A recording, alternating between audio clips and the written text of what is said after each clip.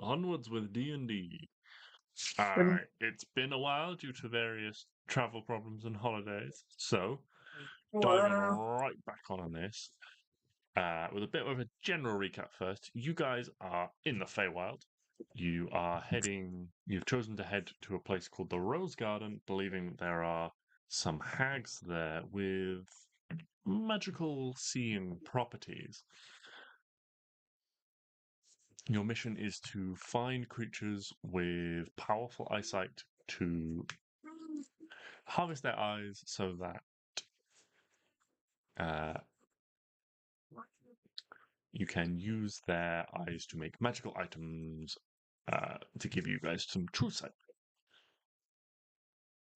Last time, when you were in the Feywild, you were continuing on your journey. You encountered a very old elf called Rithon. Rithon was kind and friendly and lived in a large cottage with his daughter, Bella. The house's previous occupants, a group of dwarves fond of mining, had all moved on or passed away. The party was suspicious of these kind strangers, but did agree to help them out with several favours in exchange for knowledge about the Rose Garden, Rithon having been a servant there in the past. Hunting, harvesting vegetables, and finding a missing pig. The party was successful in all of these and rewarded. During the evening, they also met Pythia, a running trader, friendly with Bella, who bought them many things they could not grow themselves. The party was wary of her as well, and her evasive nature to their questions. Klari attempted to cast legend lore about her, but once again, finding her divination magic blocked. The party accepted the invitation to spend the night, but chose to stay outside rather than in the cottage. During their rest, something disturbed Stix's sleep, giving him restless nightmares and making him feel slightly weaker and less well rested in the morning. After bidding goodbye to their hosts, the party travelled on, catching their first sight of the tower within a valley ahead of them. Travelling through empty fields, they were accosted by a valiant little animated plant. Styling himself Sir Rubius, the plant was keen to have them leave the lands, but upon learning they were there to rescue the prince, who Sir Rubius idolized, he was keen to join the party, riding along on his Almirage mount Petunia. Rubius was able to warn them of some of the other dangers between them and the tower, including fairies, which they later encountered, furiously defending strange berry bushes, their eyes and veins a strange blackish blue color of the berries. The fairies were quickly dispatched, but the corruption berries caused the fairies to explode in poisonous gas when defeated. And this is where we pick things up. The party has vanquished the fairy foes. So Rubius has recovered from his impromptu dip in a small pool, and you are all ready to set out again. As you head off, you can see, guided now by the sight of the tower ahead of you, and you move out through the small patch of trees once more, and you get another view of the closer tower. You can see where it sits in the middle of on an island in the middle of the lake. The lake itself is surrounded by dense plant life. And as you push on over the next couple of hours, you move from clear fields and little patches of trees into a much denser tangle. The forest and plant life becoming wilder and almost aggressively grown to cause physical obstruction. You find yourselves detouring and cutting back many times, just trying to keep a direct path, always guided by the sight of the tower. But you find the path very difficult, and in places you have to pull out your swords and your daggers and cut your way through the dense vegetation. As you draw close and the vegetation grows higher, you lose sight of the tower itself, but now guided by the gentle sound of lapping water. As the sun slowly drops in the sky, and you see little lights of glowing luminescent bugs start to flit and float around. you finally reach as close to the water's edge as you can for the time being. On a little rise, you spot the tower itself, perched in the middle of the lake on its small island. A tall tower of pale pink marble reaching up towards the sky.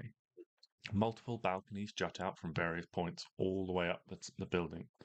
The second highest floor has a balcony that runs all the way around. The tower is connected to a number of small buildings around its base, surrounded by extensive gardens. The gardens used to comprise a variety of many rose bushes, but now lie dormant and empty.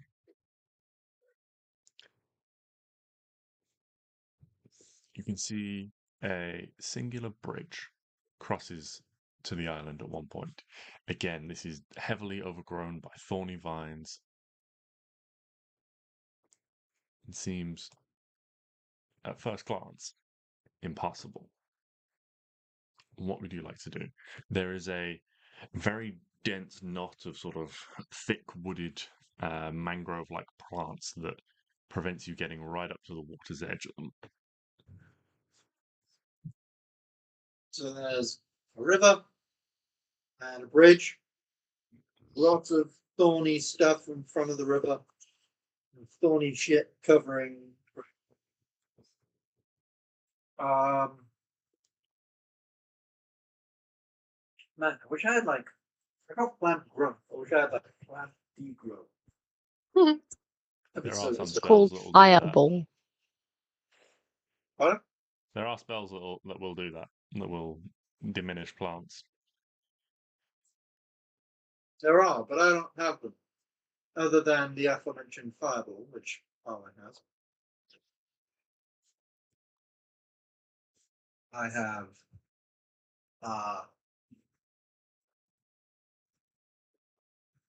nothing. So I ran out, other than a sword. A magical sword, which can cut through shit. Potentially.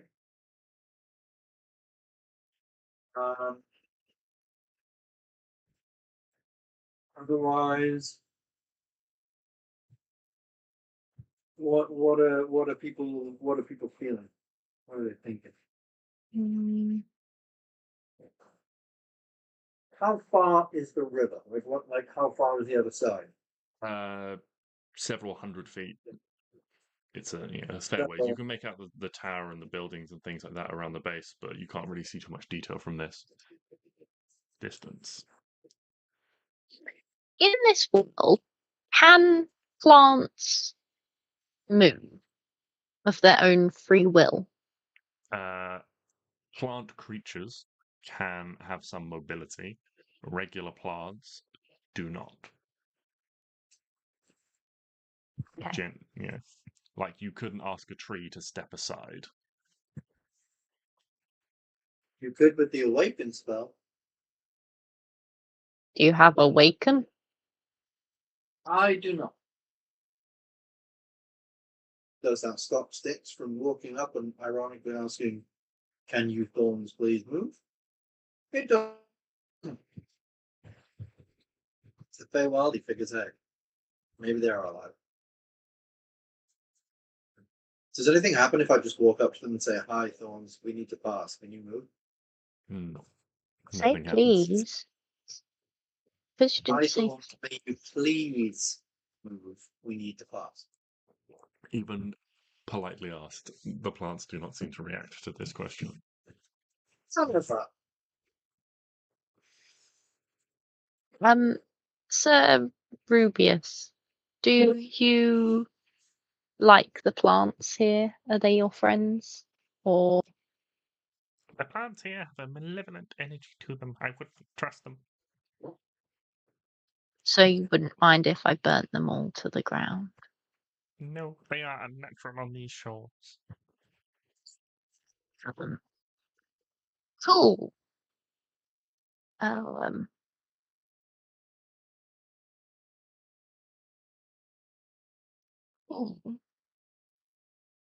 So what were we?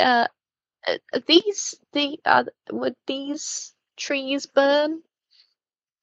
So very close to the water's edge, there is like a dense cluster of sort of like thick wooded mangrove-like plants sort of growing out of the water itself. And then sort of slightly back on the land, there is a like a ring, like a thicket ring of thorny vines. Um, the whole thing is sort of like down in a valley where this lake has gathered. So back the ways up a little bit, you guys can see sort of over this into the water and see what's ahead of you. You can see sort of round about sort of maybe like 45, 50 degrees around to the right is where the bridge is from your position. Well, I reckon we want to take the bridge. I don't go down into no valley and swept off by a river current or some shit. It's a lake, not a river. Lake. Lakes are weird, man. I could. Oh, I got no spells. I don't really want to use my spells.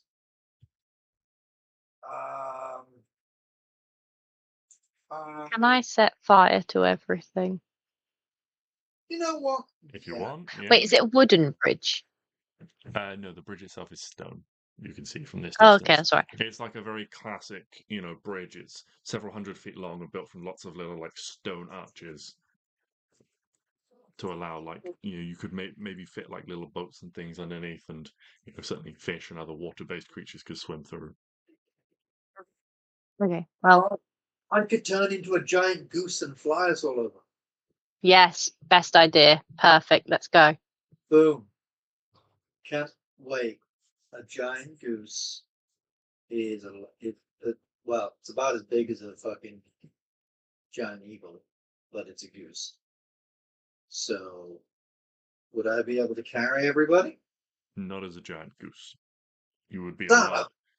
a giant goose is a large creature. That is not accurate. He is called a giant goose. Giant in comparison, I suppose. Yes, giant in comparison to a regular goose, which would be considered a tiny creature. A small creature. Let's not get ahead of ourselves. Geese are big.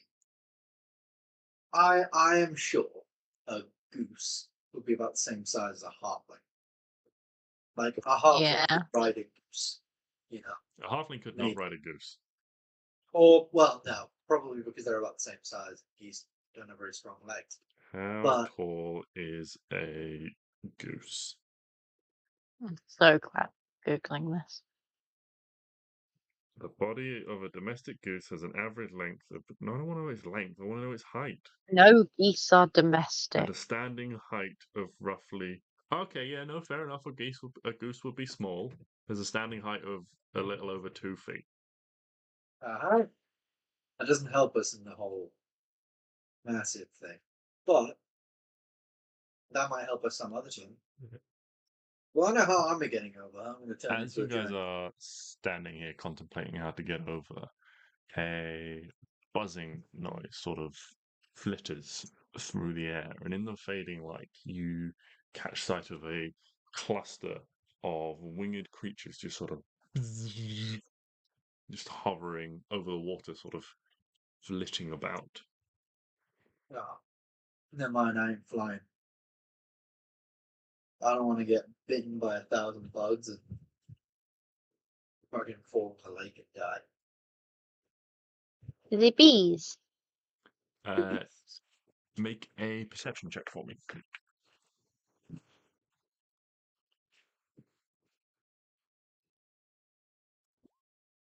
I need two. No, Pretty they do good. not look like bees. The wings on them, you can see, have in sort of the angle of the sun where it's coming down, kind of refracts through their wings, and you can see they've got almost like a rainbowish sheen to them. Are they in a sort of like butterfly shaped pattern? I was going The to say creatures baby. themselves are larger. They have small bodies with little butterfly wings, and looking around you, you spot several more bushes of that familiar blackish blue berry. that you encountered earlier in the day. Can you remind me what that was? Sorry. So those were the bushes that the fairies and the pixies came from. And what was the berry? The berries weren't like. What was that? The berries were this same blackish bluish color as like the eyes and the spit and the veins of Oh, these okay. fairies. You were Oh, also warned yeah. by Rithan not to eat the food in this place. Yes. So if we burn stuff, we're going to end up burning a lot of fairies. Although the bridge was, that's around this side. If we go up to the bridge, you said it was covered with thorns and shit. Yeah, That you can we see can- there's like a big like spiraling mass of thorns that sort of grows across the top and sort of like round the sides and stuff and drapes it heavily. Yeah, that we can burn. Probably. I mean, I'm gonna try. Okay, Fine. so you attempt to make your way towards the bridge. Indeed. Yeah. In doing so, you have to sort of dip down deeper into the valley a little bit. You lose sight of it, and you continue to like pushing your way sort of around this dense ring, trying to get around the outside, trying to figure out as best you can where you need to be, how far you need to go to try and reach, protected from view by these dense, massive plants on the water's edge. You keep walking for some time before you think you are roughly in the right place. What would you like to do?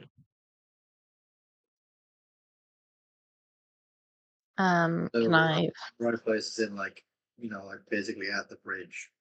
You feel like you've walked But roughly the like, right but like, amount.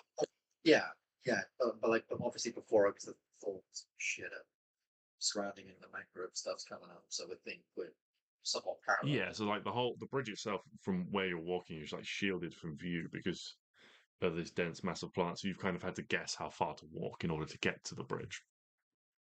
Right. Take it away, Arwen. I will be here with my sword to slash at what's left. All my hand axes, they also work for cutting things down. Yeah. I think I'll do.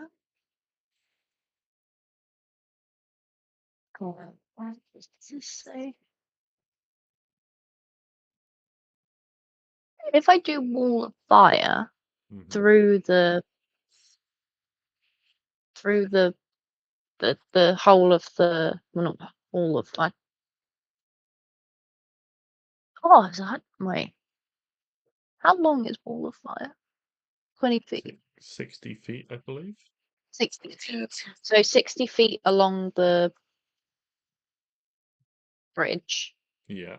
So through the thorns and stuff.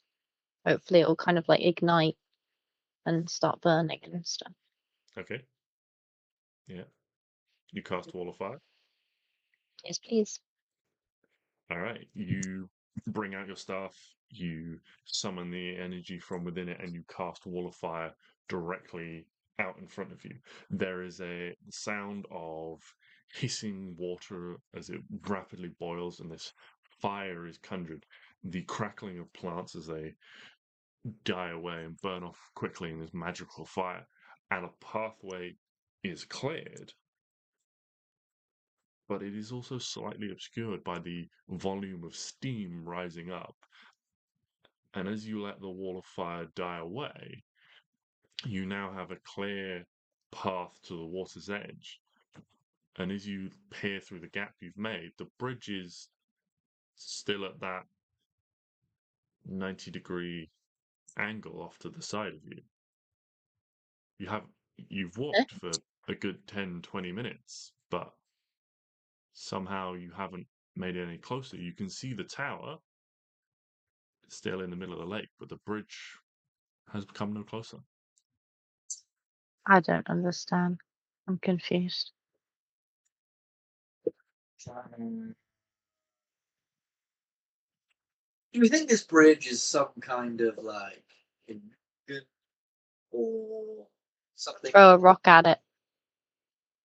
Oh, I'm gonna take one of the fucking 17 million arrows Arwen gave me and knock my bow, my new bow shot, and shoot that instead. Assuming that will happen.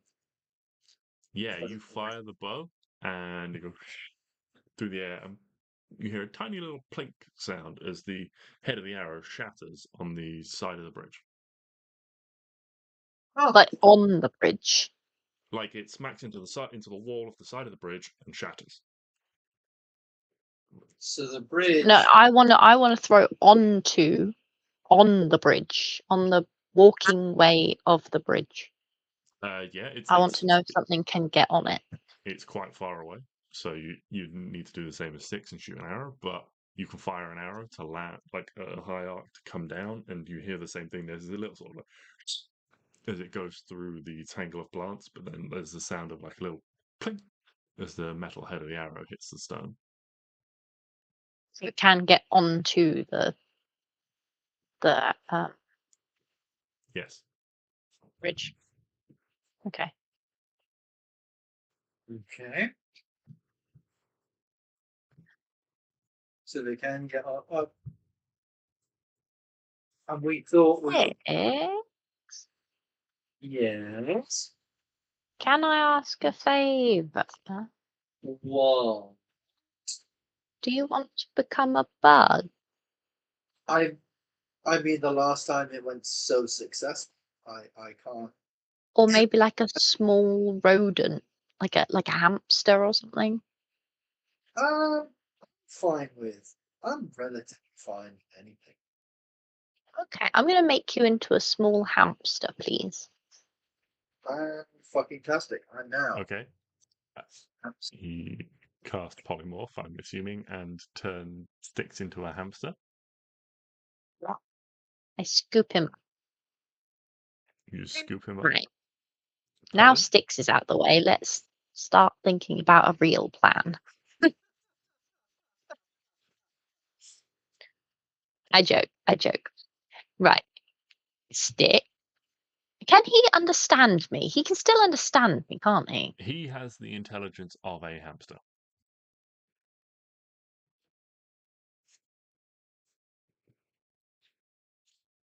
I am intelligent boy.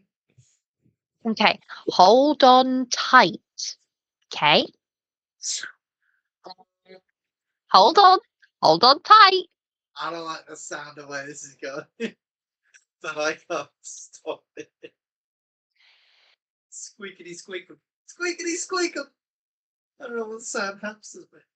Babe, what sound? I probably should have thought this through, but right. I hope you're holding on tight. Okay. And I want to see if he can get to the thing if he's just a hamster. Okay. Because if I can't walk towards it, maybe he could fly towards it. I can't wait to take 1 damage. Okay. Well, you'll become you again, and at least you'll be on the thing. I would like you to make an animal handling check to convey the concept to the hamster that it needs to hold on to this arrow. Wait, do you not have anything you can tie me to the arrow with? Well, if it goes, I don't want you to be, I want you to tuck and roll. Yeah, I'm going to get damaged, and then I'm going to be able to fall shit. I trust your little hamster hands. You'll be fine. All right. I think I get advantage because it's a creature I know. I think I might be making that shit up. A creature you are familiar with. Yeah, I'm familiar with a hamster because I can conjure it. So I must. I get advantage. I think. Yes, that is designed to be. That feature is designed to be creatures you have, spent a fair amount of time with and stuff like that. You had 21. The mouse, so a hamster is very similar. So Yes. 21. Yes, you do manage to convey to a hamster that it needs to hold on to this strange wooden stick. Now I need you to make me an attack roll because a hamster is going to wildly upset the balance of an arrow. Oh, this is gonna go. It's a big With target. my bow. With your bow, yes. It's a big target, but it's a the range is the issue to not over or undershoot. 16. No, if you roll, okay, you did roll a 1. 16. Okay.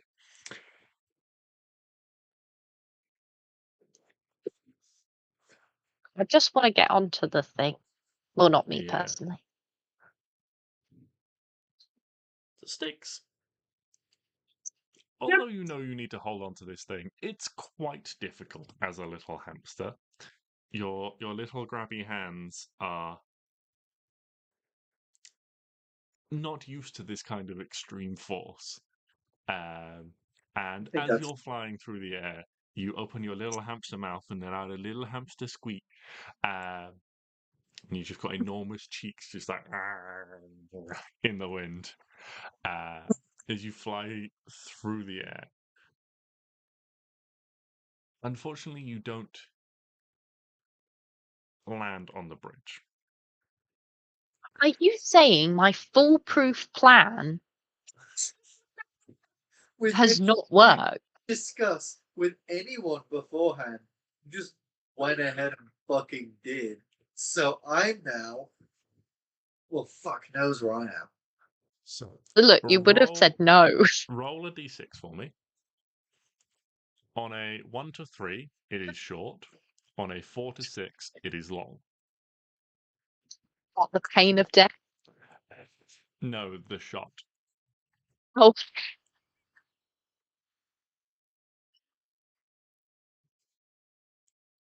Also, a 3 and a 4 will be closer misses. A 1 and a 6 will be further away misses. okay. Roll a 3 or a 4. Wait, is it me or? Yes, you Oh, alone, Oh, sorry. as it is you who has fired the shot. I thought it was It is. hamster hands. Oh, bloody hell.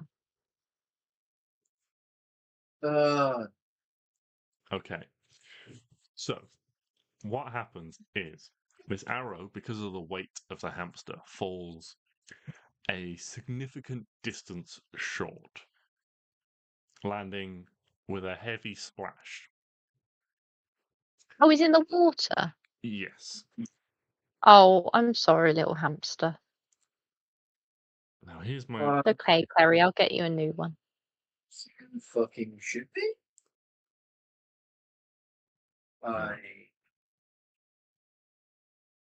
Now here was me thinking, okay, they turn me into a hamster. I'm gonna run the herbs and the vines and shit, try and sort of get there sneakily.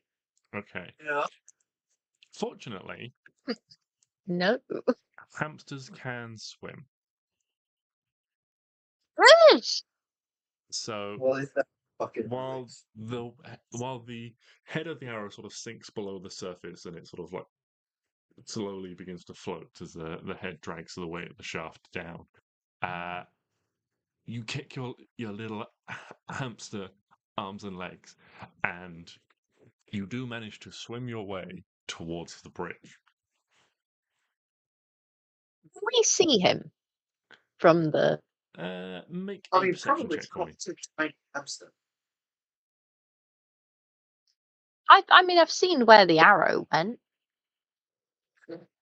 Perception.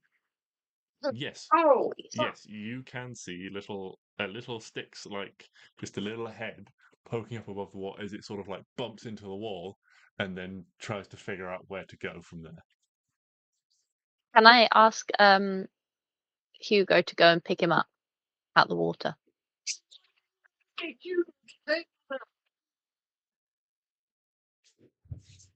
Well, I didn't know if flying would work, and I wasn't risking Hugo's life. Tell me to look at a little black bird or something, and I could just. Oh my You should run away. Bird's dumb. Actually, that's a valid point.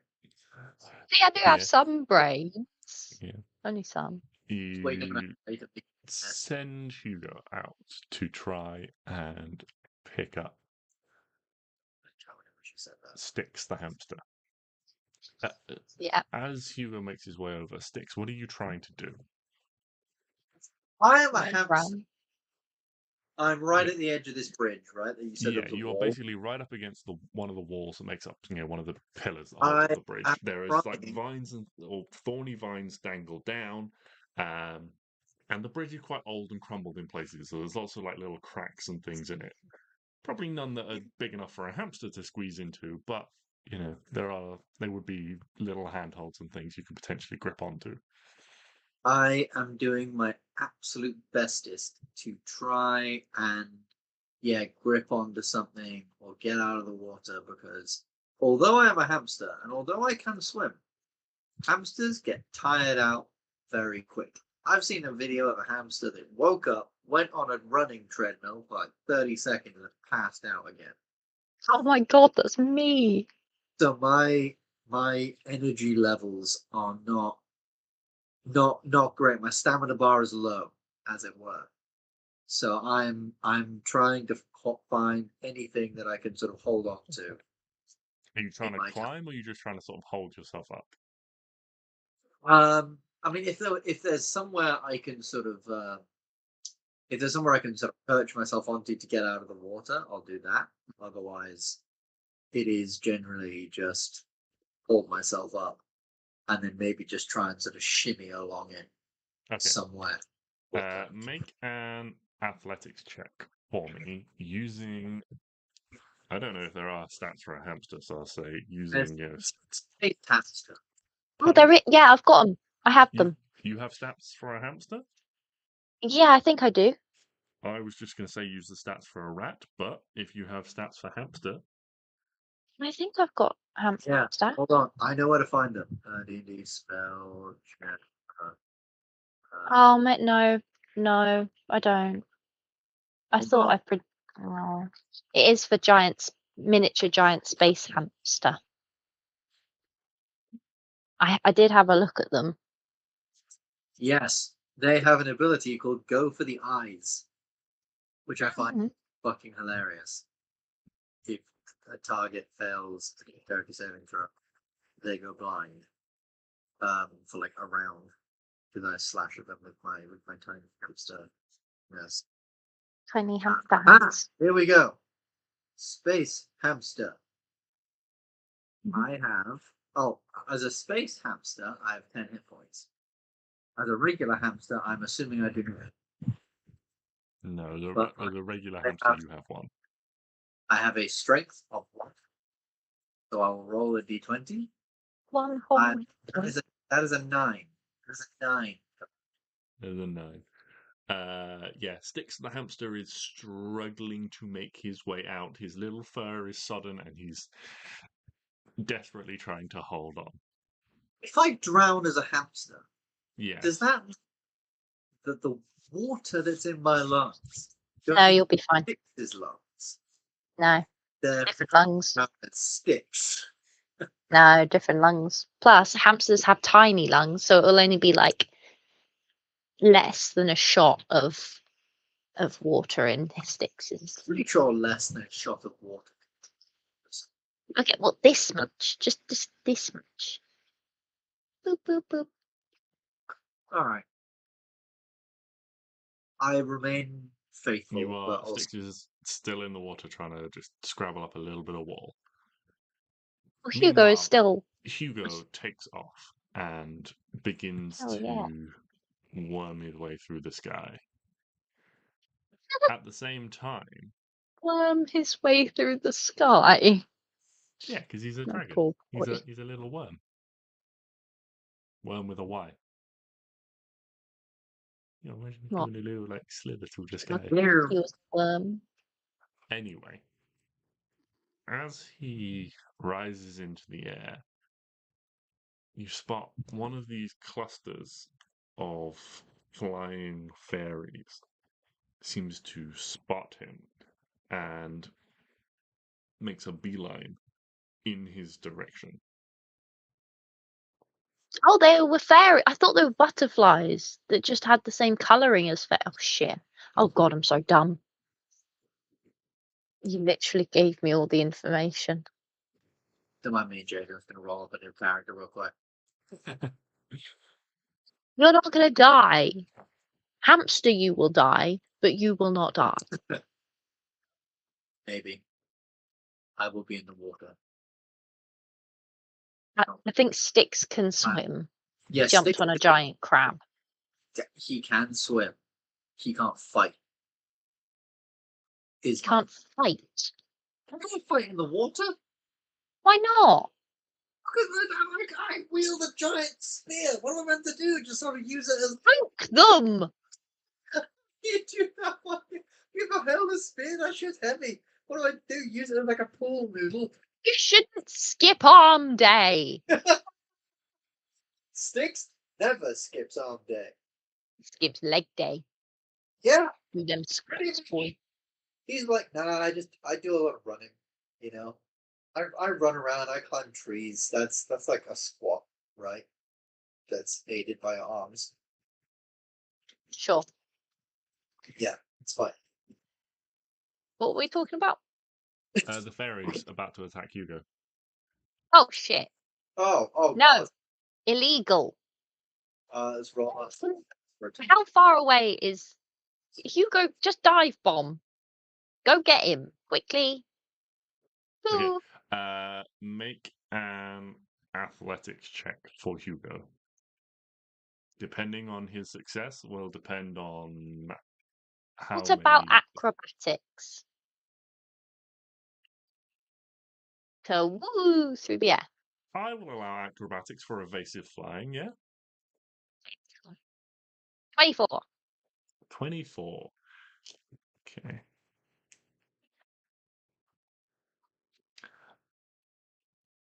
With a nat 20 from the fairies, that's a 25. Oh, No. No. No. So this group sort of No. like splits up and sort of like begins to surround him in the air, sort of like forcing him in the direction they want him to go. No. Well, he wants to go down.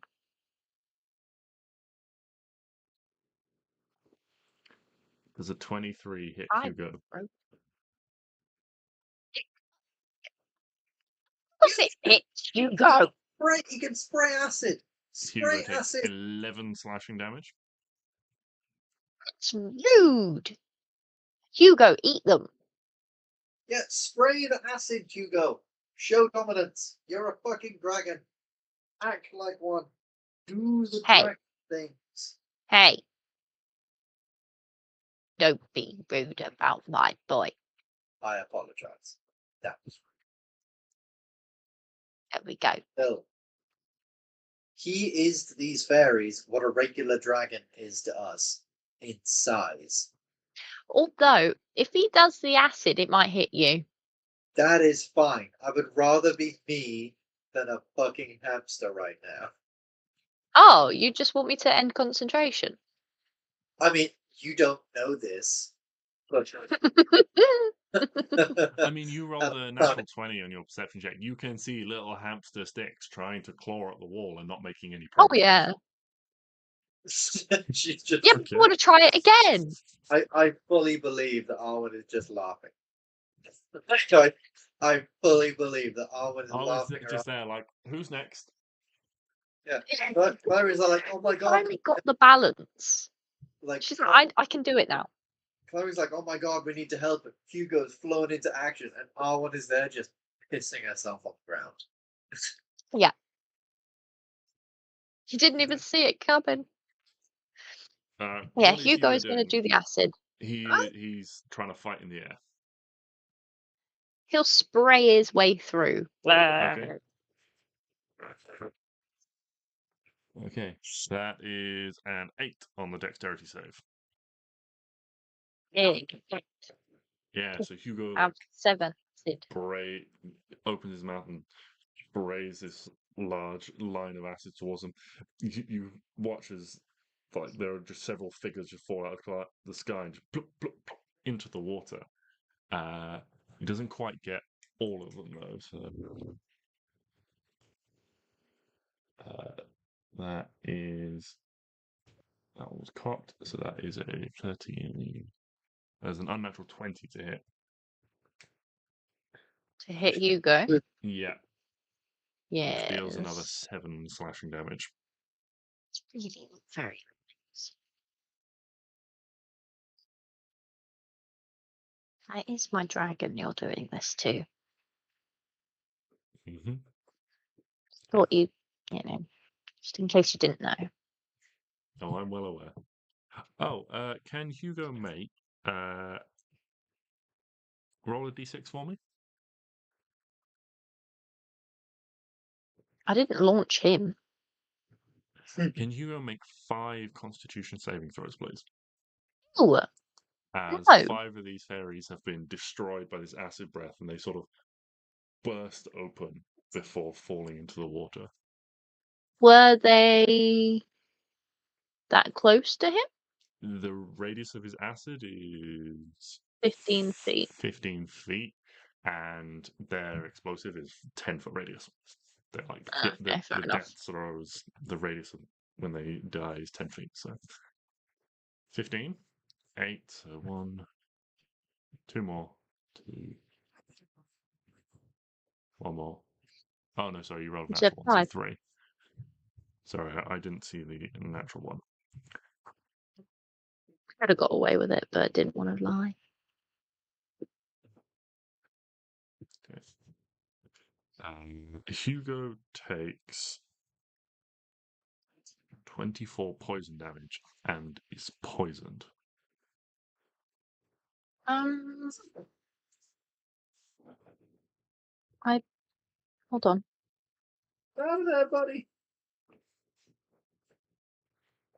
Meanwhile, Stix, as a little hamster, you can make another check to try and climb your way out. You can try and swim somewhere. Do you want to keep climbing up the stones? There are also thorny vines and things you can try and like scramble up that might be a bit more conducive to a little animal's paws. Is anyone else doing anything? Klari, are you doing anything? Arwen, are you doing anything other than laughing at Stix's predicament? Hold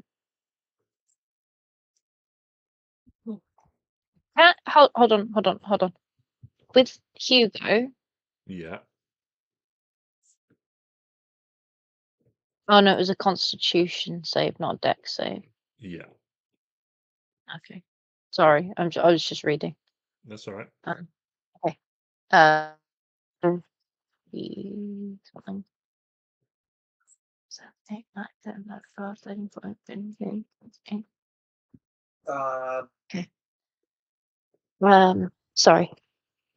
Yeah, I feel like Stix is going to keep trying to get up on the ledge, and maybe, yeah, if there's more like viney bits that maybe a hamster can get a hold of, maybe this hamster will be like, oh, yeah, smaller bits, more bits.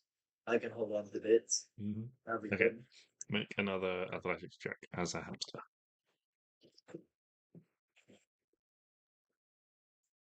Well, that JJ is a -1. Yeah, your little hamster arms and legs are getting tired. The weight of your fluffy fur, as Arwen is given you, is dragging you down. You are struggling in the water. Make a check to see, given I failed twice, should I make a check to see if I just start like fucking drown? That is what these checks No. are essentially. A number of consider it a like a rule of 3. It's very popular for certain things in D&D. If you fail a third one, then things might start getting wetter for the hamster. Yes, Arwen. I would. Oh. Well, if I cast anything, then I lose concentration. If you cast another concentration spell, you lose concentration. Oh, this is the worst.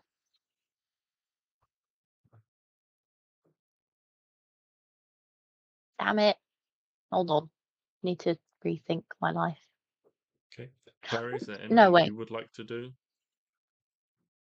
That concentration. I don't know. Just stood on the side of the lake, drowning as I keep saying. How far away are you? How far away am I? How far away is Stix? Probably in the region of about 150 feet, you'd guess. You've been a bit of a chat. Is it dark? It is getting dark. It is not quite dark yet. It never fully gets dark in the Feywild, as you know. But the light Is it's certainly is dropped. dim light? Roll me a d20 on a 15 or higher. The light has faded enough to constitute dim light. That is a 15. You, Yes. madam. The sun Wow. has dropped down enough. Some cloud cover has rolled in, sort of like banking it all. You can see that the little like fireflies and things are flitting all over the place. The glow from the fairies' wings as they fly around. It has become dim light.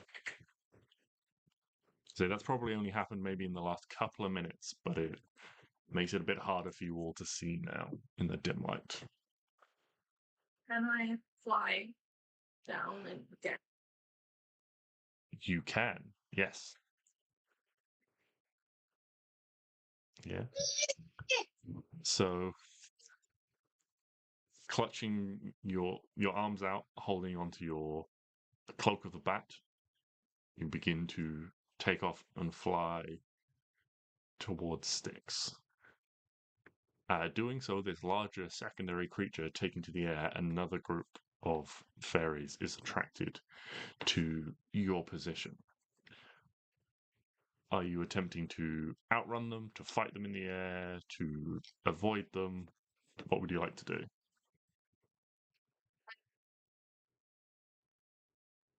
Wait, I don't really want to fight the girl. Could you like more sleep? Oh, they're also bad. So you're going to ground me because I can't. Well, this is cool. What Could you not like leap into the water, grab me, climb up the wall a little bit, and then yeah, you could spider climb. You could like you do like a cool acrobatics move. You like fly in, flip around, land on the wall sideways, crawl down the wall, grab me, leap off the wall and fly again. Check. I'm just gonna land on grab stick spider time. You said there's going to be a check. That sounds like an acrobatics check. If you roll it, plus all.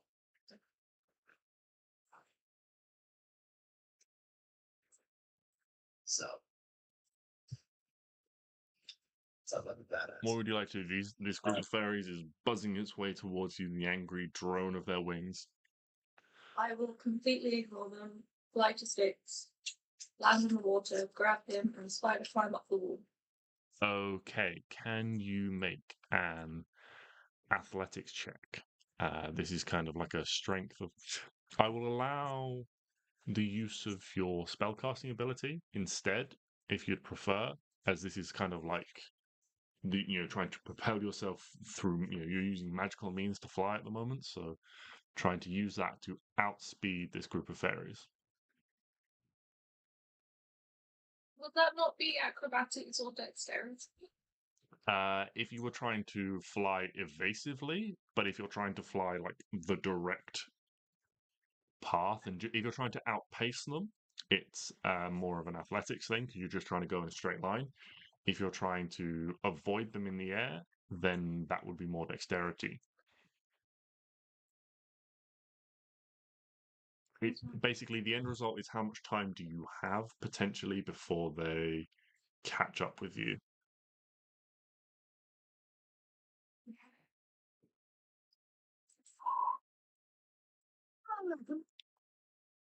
Not bad.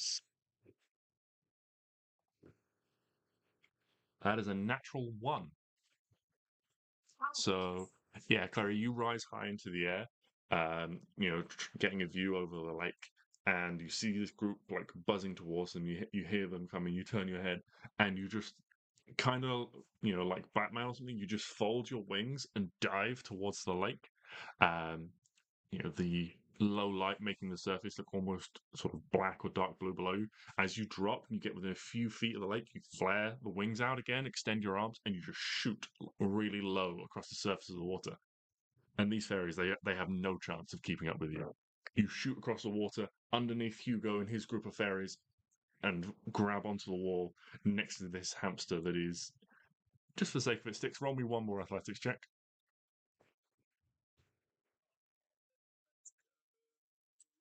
For 6. That is a 10. Yeah, this hamster has just about managed to keep its head above the water. And as you grab onto the wall and you reach one hand down, you're able to scoop up little hamster sticks.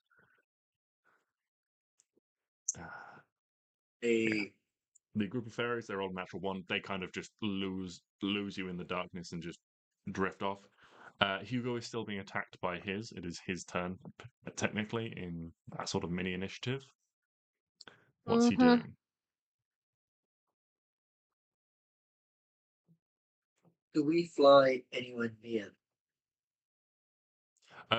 So my understanding is, like, if you imagine it like a line, Arwen is on the bank here, then Hugo is somewhere in the air in the middle here, and you guys are like at the end of the line on the bridge at the moment. Klari's like stuck to a wall, got hold of Stix, scooped him out of the water.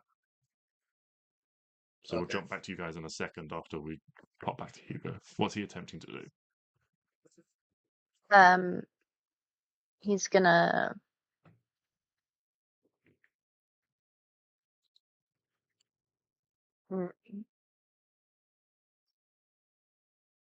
acid them. Okay. And then can he like immediately disengage before they explode? No, that's kind of instant when they die. But at the start of his turn, he takes 10 poison damage from being poisoned this way. He's going to disengage. He's going to disengage. He's going to disengage and run to me. And I'm going to give him a big kiss. Okay. Can you make another Constitution saving throw for me for him? No. I give him a big kiss. At the end of... This is the end of his turn, essentially. Just make another roll for me. He is still poisoned. What would you like to do, Arwen?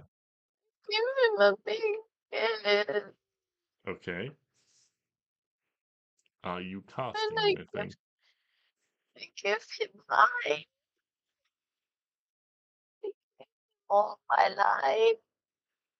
Does Goodberry Give you 1 HP per Goodberry. I think you can only have a. so it doesn't take away poison and shit? No. No. Lesser Restoration removes poison. I cast Lesser Restoration on my boy. Okay, yeah. He is no longer poisoned.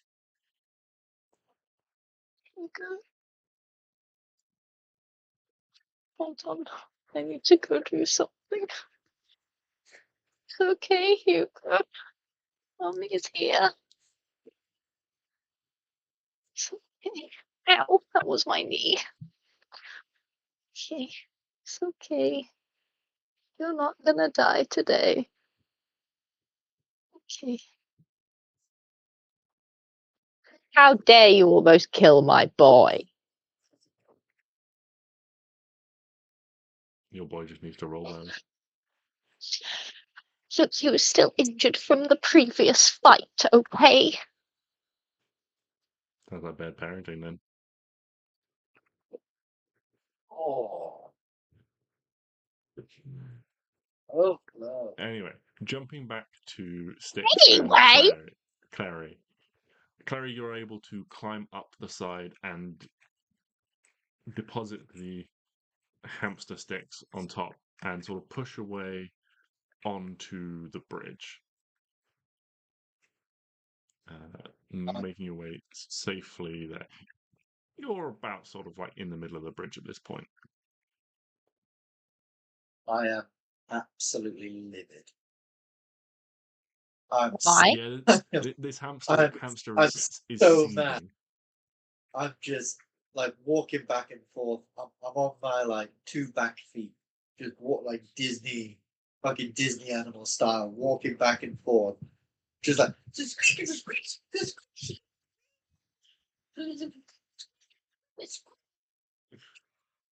just like fucking absolutely seething. I don't know how I turned you into a parrot. That was my impression of a parrot, of a hamster. But instead of actually squeaking, I was just saying squeak. Wow. Revolutionary, that one. Squeak. So we're in the middle of the bridge. Mm-hmm. Is assuming we are surrounded by some thorns. Yes. Right. I am a hamster. But as a hamster, I'm small and able to maneuver through thorns. Indeed. Therefore, can I wonder if there's a way, like, okay, what if there's a way to, like, quote unquote, turn the thorn? Like, what if I went to the other side of the bridge and there's like a lever and it like retracts the thorns or it like unthrows them or some shit? I'm gonna go have a look because my tiny hamster form. I'm gonna go dodging between thorns and shit Mm-hmm. and try and make Yeah. the other end. Yeah, your tiny hamster form can just nimbly dodge through all the tangling thorns and vines and things like that and make it to the other side. Yeah. Right. Do I see anything remotely? There are no obvious levers or buttons in the middle of the bridge to just go ka-chunk and retract the vines, unfortunately. Would make neons forms too deep. What you do see before you is like a large, sort of expansive looking set of gardens, and beyond that, from a set of stairs leading up to a gate to a walled courtyard. Massive gate, old courtyard. Gotcha. I'm gonna make my way back.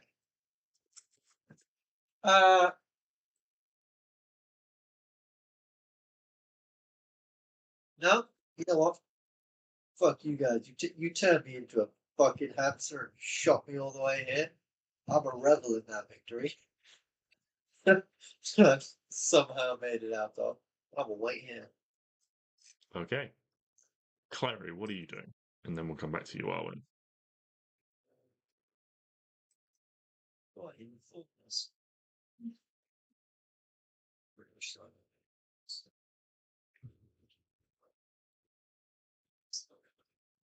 Yes.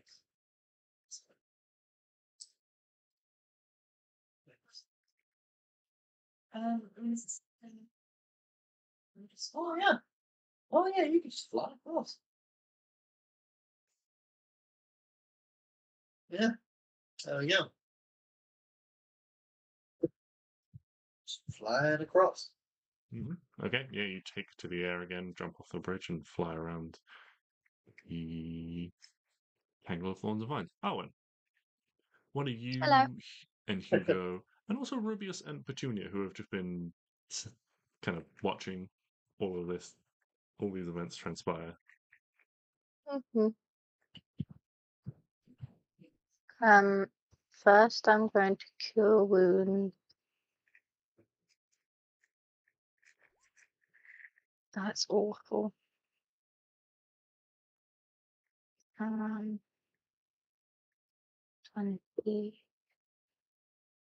16.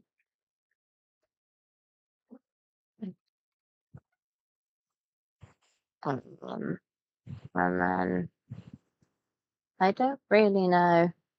So when I walk up to the bridge, I can't. It just gets further away. So what happened was you guys could see the bridge. To make your journey to it, you had to dip down closer to the water line, and you lost sight of the bridge.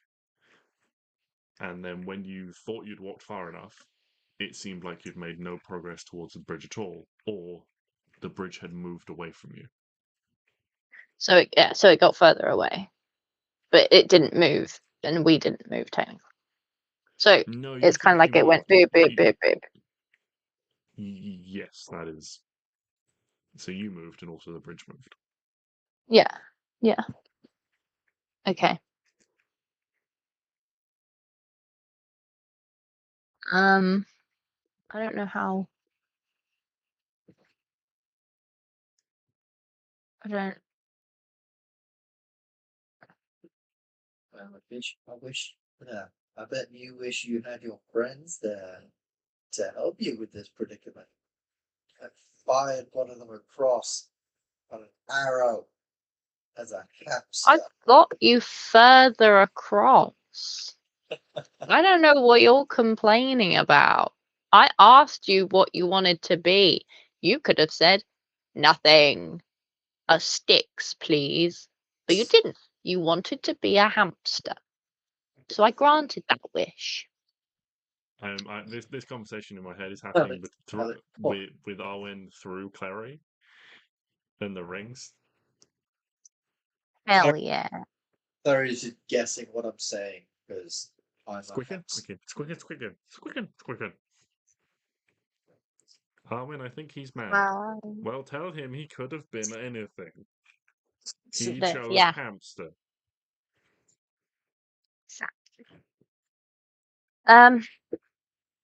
Is it? Stix is playing the best game of hamster charades you've ever seen. Wild shape isn't concentration. It is not. No, it's not. I'm going to be an octopus. You're going to be an octopus. I'm going to be an octopus. Okay.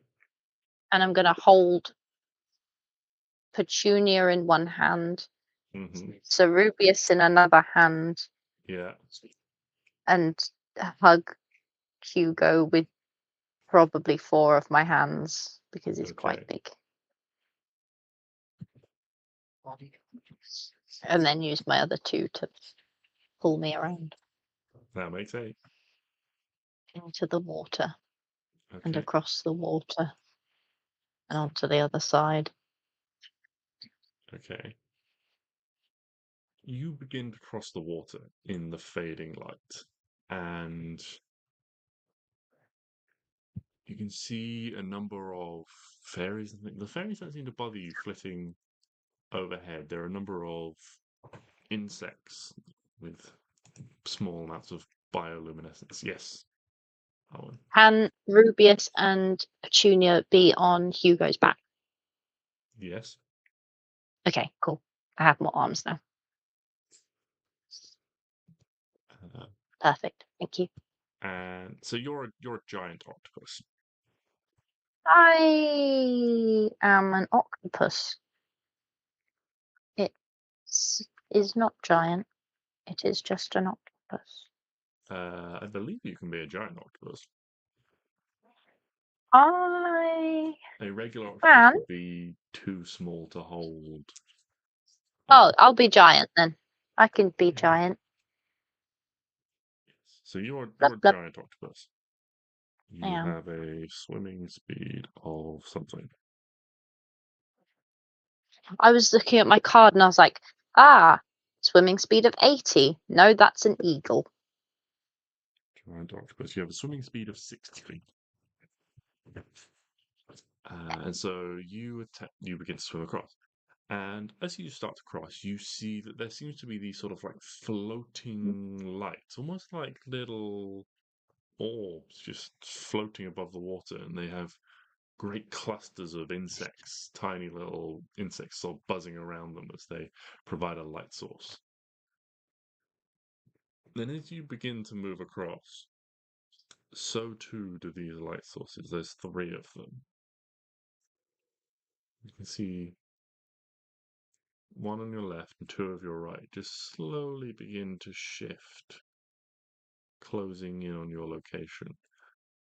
Hamster Stix and Klari, you see these lights begin, and the clouds of insects around them begin to drift across the surface of the water towards the cresting wave that is giant octopus wen.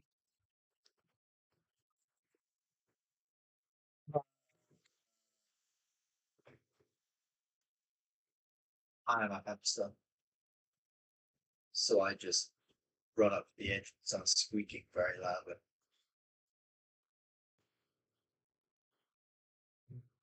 Yeah. Oh, and these lights are slowly moving in your direction. What do you do? I have advantage on dexterity stealth. Okay. I would like to be stealthy. Okay. I will say that is the octopus has advantage, but you are carrying 3 passengers. Can I look under the water and see if there's any like bad things in this water? Yeah, make me a perception check. Whoa, I'm sorry.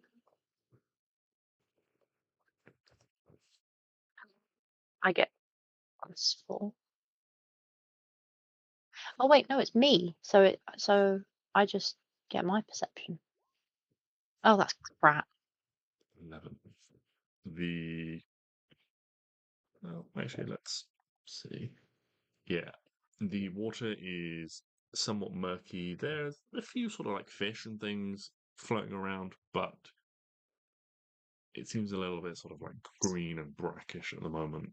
And although you can see some sort of large shapes and shadows in the water, you're not quite sure. Is that just the light reflecting? You're not too sure. Can I go to the side of the wall bit? Can I Want to get head to the? towards the bridge? Where am I currently? Like, Uh, what position? well, why don't I do this?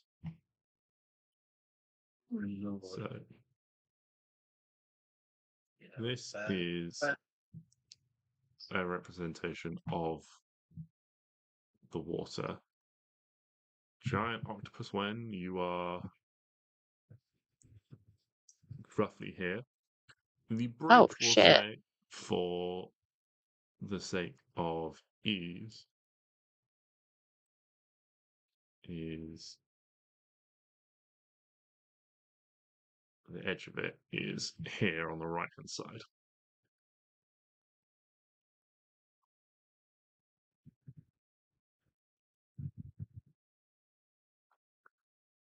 And 5, 10, 20, 5, 4, 3, 4, 5, 6, 7. I'll say little light orbs with their little clusters of bugs surrounding them are roughly these positions.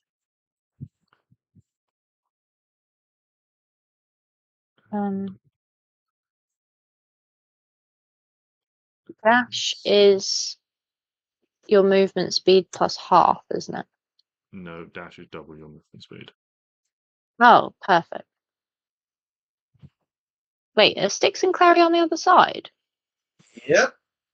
I thought you were still on the bridge. Oh, No, I'm little so hamster Stix confused. scampered his way all the way. How did To Klari the- get across? She flew. Oh, I thought Stix was next to a button. In the No, middle? He went looking for a button to retract the vines, but no such button existed. He thought they might be like a portcullis Ah. type. No such Right. button could be found. There is a difference. Okay. I'm going to go to the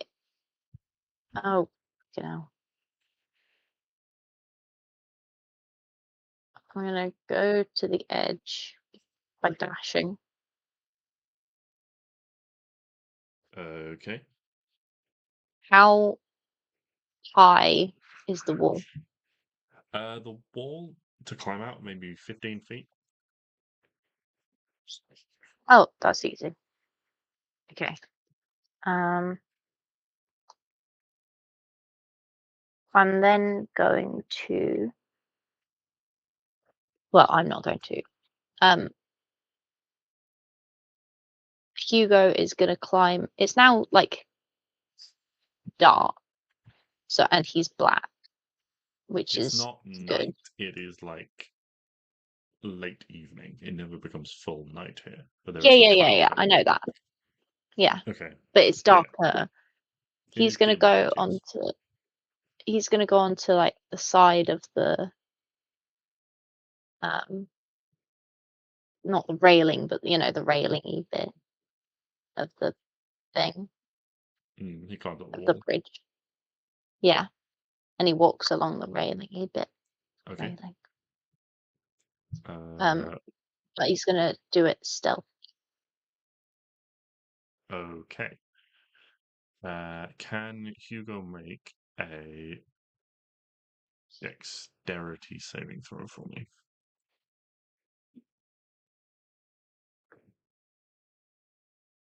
Yeah. Does he have?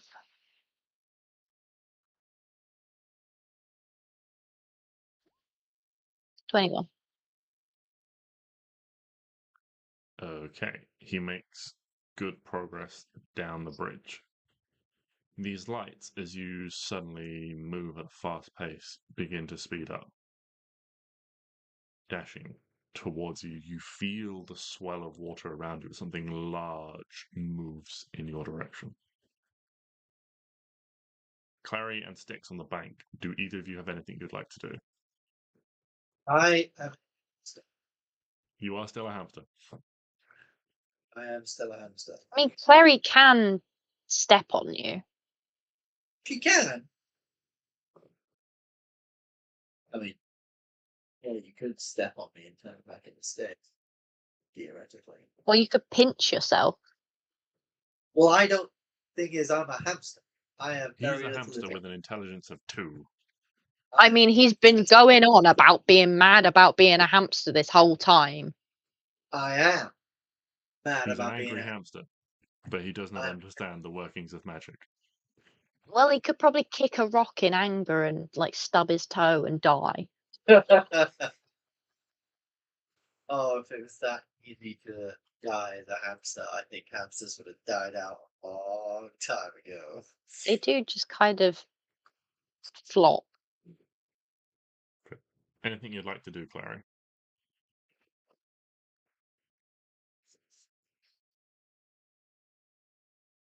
It's up to you. If you kick me, drop me from the head of the big problem. Yeah, that's fair. I'm door. Here comes an hour, of which is probably been about 20 minutes. And I went being attacked by. I'm not being attacked. I'm an octopus. Sorry, did you say you're out of the water by now? I'm not. You're Arwen not. has No. not reached the water. Hugo has reached the edge. Right. Out. Okay. So. I'm sorry. Gonna kick a hamster. Wow. Holy RSPCA. We got a fucking hamster abuser over Okay. here. Roll to hit. for me?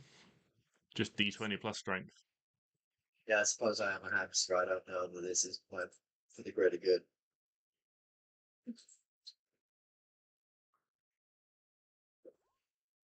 14. 12 plus strength will definitely. Yeah. Are you're kicking the hamster? Okay. Roll me. Well, we'll just call this a basic melee attack. So 1 plus strength. According to the space hamster, my AC is 15. That is a space hamster. That is Space hamster is literally a hamster. that's valid. I mean, it's technically a giant space hamster, which is a different thing. It is a space hamster, regular space hamster, tiny monstrosity. It's literally just a hamster. I mean, if you want that to be your AC, okay. I Um, mean, I've been No, mentally I using the don't. rat I stat was- block, which has an I AC mean, of 10. I don't. Oh, that also works. So what damage is Klari doing? 1 plus strength for an unarmed strike. It's like 3, right? What dice? What? No, that's 1 plus of strength. Oh, so I'm rolling strength, or I'm just No, three. just I think. Don't have to roll anything. No. What is your strength? 2. Yeah. So You deal 3 damage to the hamster. 1 damage is absorbed by the hamster. 2 damage carries over into Stix as you kick him. ow. And then popping out with a wet splat is a Stix. A fully grown Stix. Oh. Fine. Arwen. Fine. I've said my piece. And Arwen, these figures have moved towards you. You can feel, like, with your octopus senses, you can feel the size of these creatures in the water now. One is right up close to you. What would you like to do? You know what?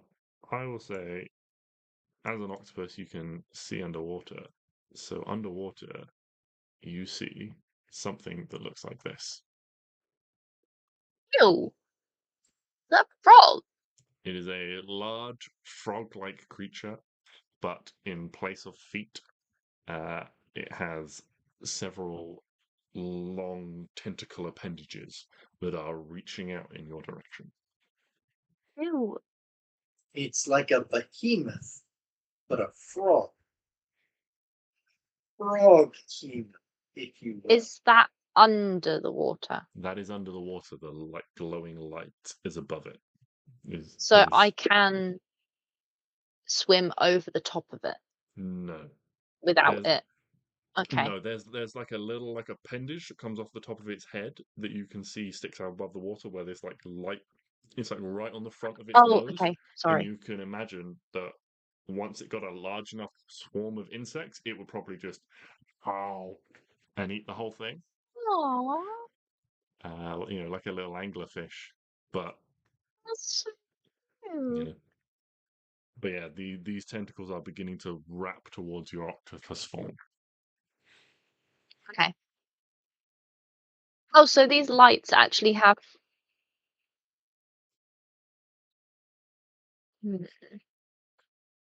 Well, the fairies would want to go towards the light, wouldn't they? The fairies don't seem interested in these. You can see some like a couple of little clouds of them in the distance. It is just mundane insects that seem attracted towards these things at the moment. Oh. So me creating a distraction isn't going to help Hugo at all.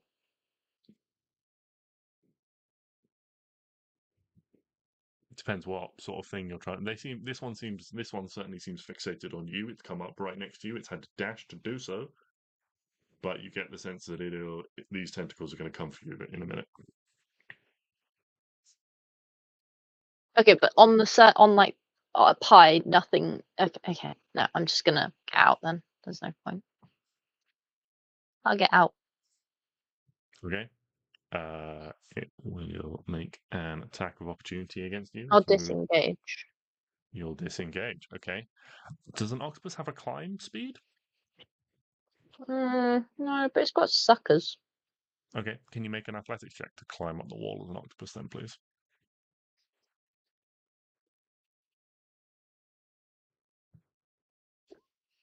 27. Yeah, you stretch up like a long tentacle and like grab it around like a not very thorny like vine and manage to sort of like lever yourself out and get a couple more tentacles like over the little wall and scoop yourself out. You are now a giant octopus on top of the bridge. Oh yeah, I am. Can I? Are there thorns all across? Are there vines all across like Yes, the? there are thorny vines and brambles all across this whole thing. It is very difficult to move through. What about on the side? Yeah, they like grow across the whole sides and like drape down the sides, some of them into the water.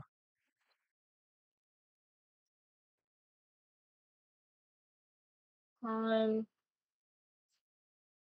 going.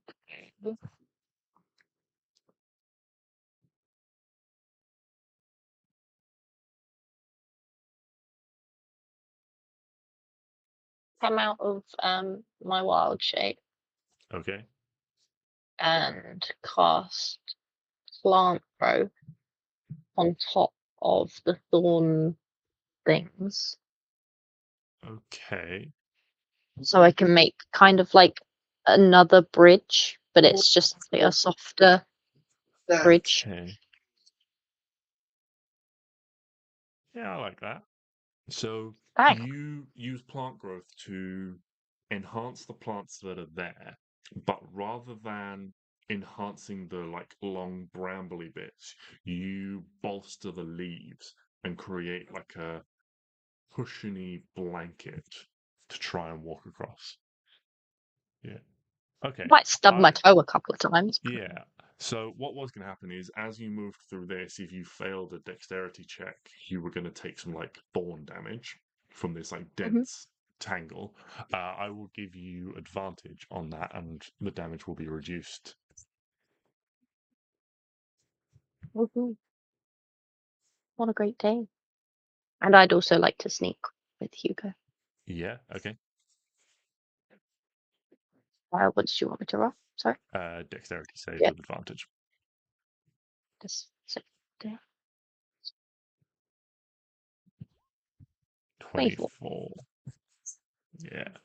So I say with a 24, you're able to nimbly like hop and jump your way down. Hugo like, just sort of like takes to the air above you and just sort of like swells in the air around you. But the two of you, all of you with Petunia and Rubius, are able to make it to the other side and meet back up with a rather wet-looking Stix and Klari. Next time, before I turn into a tiny ant, can you explain to me your plan? Because before, like, I was just sort of assuming that I was going to become a small thing and like run in the undergrowth, under the thorns, in the whatever, right? And then you and and and then you fired me out of a bow. Is that not what you ended up doing? I mean, it is, but There there's you go. several There you go. important, There you go. dangerous There you go. steps. I feel like need You're to be welcome. discussed before Very welcome. before that happened. It's okay. You don't have to thank me. It's all right. I understand. Hold on to the arrow, ping, me hitting the. Do you even know if did you even know that a hamster could swim? Yeah. Obviously. What was? Well, I wasn't aiming for the water, was I? Yeah, obviously, I can't imagine you were aiming for the water, but I hit the wall and then I fell in the water. Ugh. Okay. You know what? You know what? It's fine. Good job. You got me over. Thank you. I'm gonna yeah. Thank you. Well, Thank you. Jesus. no, Arwen. Right. Let's let's go. I'm all what bothered. Just very grumpily walks off because he does kind of realize that yeah, Arwen's plan did technically work, and he doesn't want to admit it. Also, Arwen really wants to be a hamster and be fired out of a bow. Just saying. I mean, I would gladly do that for you after what I've just been. Sounds like fun. Gladly. Outside of this, it does sound like fun. When in the Feywild, in a lake that was very obviously guarded by something, because this, I'm betting, this island lake or whatever is very clearly guarded by whatever the fuck. By But I bet Rubius. it's not a good idea. But there we go. We're across. We're alive. And Stix is mad, but also happy everything worked out. Woohoo! Onward to the gates. There were some gates around the other side. A large portcullis bit into a stone courtyard. So you enter what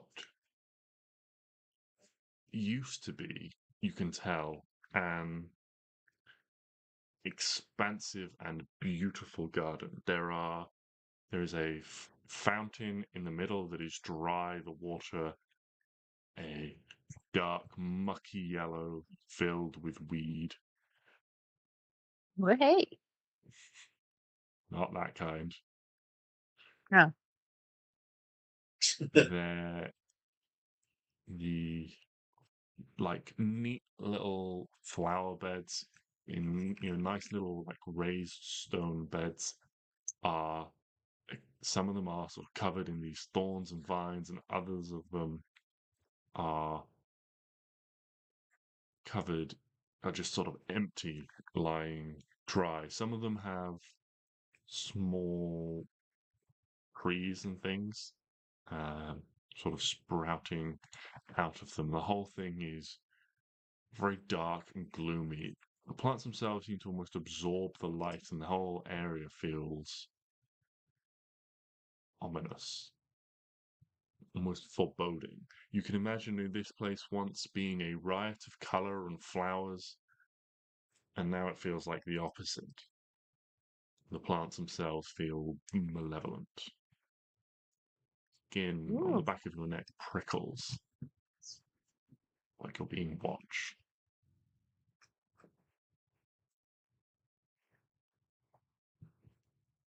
Ahead of you, you can see a neat set of stairs that lead back and forth up to this large gate that you spied earlier.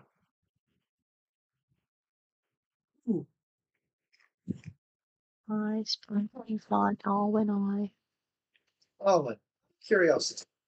If you No. have that thing that shows us where the nearest portal is, or nearest Bay crossing, whatever it is, does it work? Is there one nearby? I'm just thinking of an escape plan here. How far are we gonna have to go? I open the compass. Mm-hmm. You open the compass. Some ways to your southeast. Yeah, to your southeast. The furthest little ring sort of lights up very faintly. So there is at least one within range of the compass.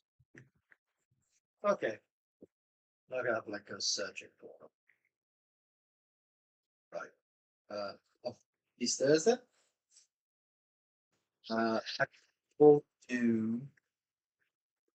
It going to. Oh, I do have my channel 20 thing. So I'm going to past aid. I can only do it at third level. Oh no, wait, no, I was gonna keep my channel 20 thing. But yeah, I'm gonna do it. I'm gonna do it anyway. I'm gonna cast aid. This is the tower, right? We are. These are the We are grounds, here. yes. Yeah, Ahead of you, you can see sort of the tops of some of the buildings you saw around the base of the tower, and then yes, this is huge pink marble tower. Up close, you can see again like these tangling vines have like grown up the side a long way and have like covered a lot of it, hiding a lot of the pink marble from view. Right, yeah, so I'm going to cast Aid. And your spell bosses your allies with toughness and resolve. Choose up to 3 creatures within range. Each target's hit point maximum and current hit points increase by 5 for the duration. But because I'm casting at a 3rd level, it's going to be 10. When you cast a spell at 3rd level or higher, target's hit points increase by additional 5 for each spell slot 1 second. So I'm going to do Klari, Arwen, and Hugo get an extra 10 hit points. That is on top of your current hit points. How long does that last? And that lasts 8 hours, I believe. Yes, 8 hours. So, Can I ask Rubius if there's anywhere he knows of on the grounds that we could camp or sleep that would be kind of hidden. hidden or protected or less conspicuous? I have never visited thy prince's home before. To see it in such disarray saddens my heart. Rubius. Reduce. It's okay. It'll be back to its old self soon.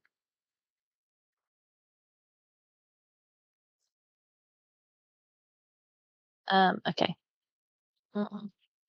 Well, while we're walking around, can Arwen keep an eye out for good places that we can camp Yeah. at some point? So you've Not got saying like right now, but no, but you have a couple of options basically. You can head forwards, which would be like into the gardens and into the grounds of the tower itself, or you can head basically like around the edge of the island itself,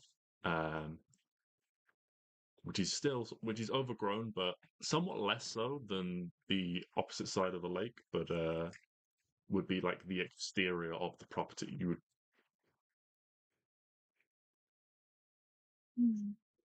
So if you imagine like there's the tower, and surrounding the tower is like a walled bit. You are exterior to that wall, and then there are like some larger gardens around that, and then beyond those gardens, where there are like flower beds and little things, there is just sort of an expanse of like what was probably quite nice lawn at some point, but is now this wild thicket of thorns and stuff that is up around the very circumference of the island.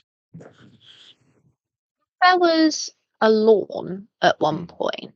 Yeah. Is there like a gazebo sort of area that would have been like a little like sheltered like little thing?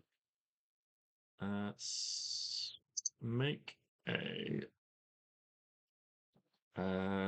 if you, from not you can't see anything from this position. Do we have to? Would I have to walk further in to see? It's up to you. You can either go in, like further in, or you can explore the edge. It's up to you guys. What does everyone else want to do?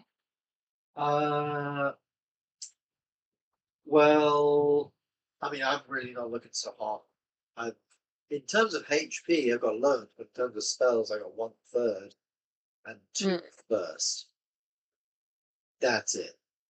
I've still got all my lay on hands, which can get rid of the poison condition, I believe. Additionally, you can spend 5 hit points to kill the target of 1 disease or neutralize any poison affecting it. So I can help in that regard. Which one I think about, I don't really know why I preferred Lesser Restoration if I can do that. But somewhere to rest might be a decent idea. So maybe exploring edge might be a good plan before we go and take on the main bit. At the very least, clearing our some surroundings next set might also be a good plan. Yeah. What do you think? Go around the edge or take on the main town.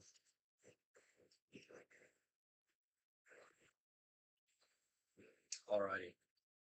Yeah, let's go around the edge. Let's see what's sort of Okay. around the edge. It doesn't take you too long. This island is reasonably small.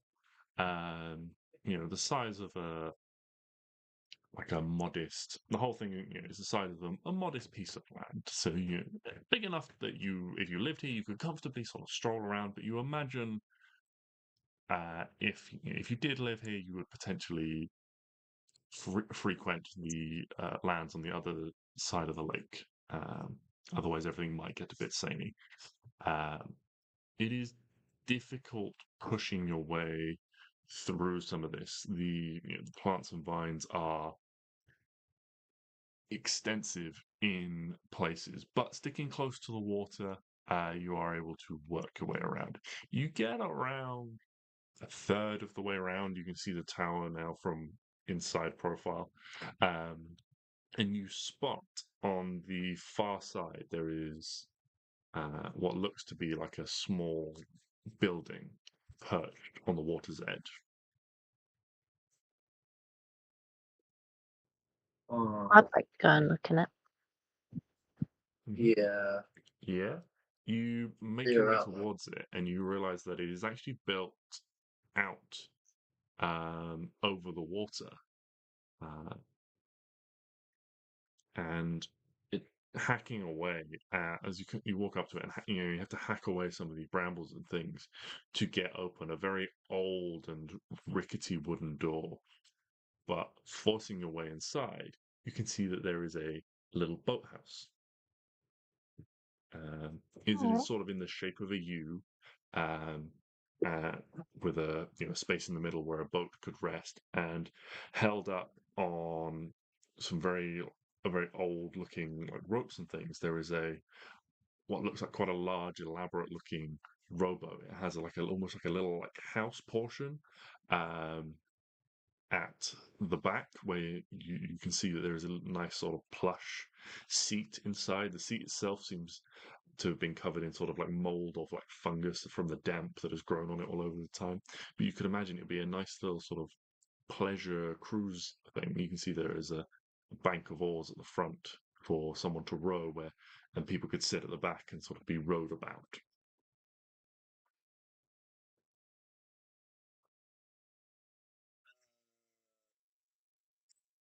Can I This is my divine sense just to make sure we're alone in this place and just generally Yeah. nothing. So divine sense, anything within 60 feet of you? Yeah, fate means I'm dead. Yeah. I mean, you do sense some fae within that radius.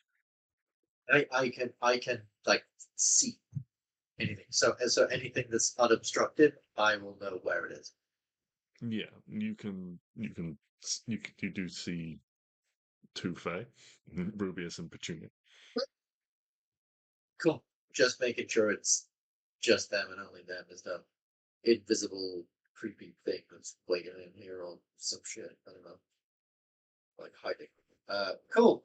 Alright. Do we want to hunker down here for a little bit of rest or something? Or Yeah. take whatever's there. Yeah, that might be a good idea. Yeah. Are we doing a short rest or a long rest? Can we do a long rest? I think we do a long rest. If we found some shelter, I think it's best to do a long rest now Yeah. and just get everything back before we venture into the. Yeah. No, I could not agree more. In which case, I'm going to.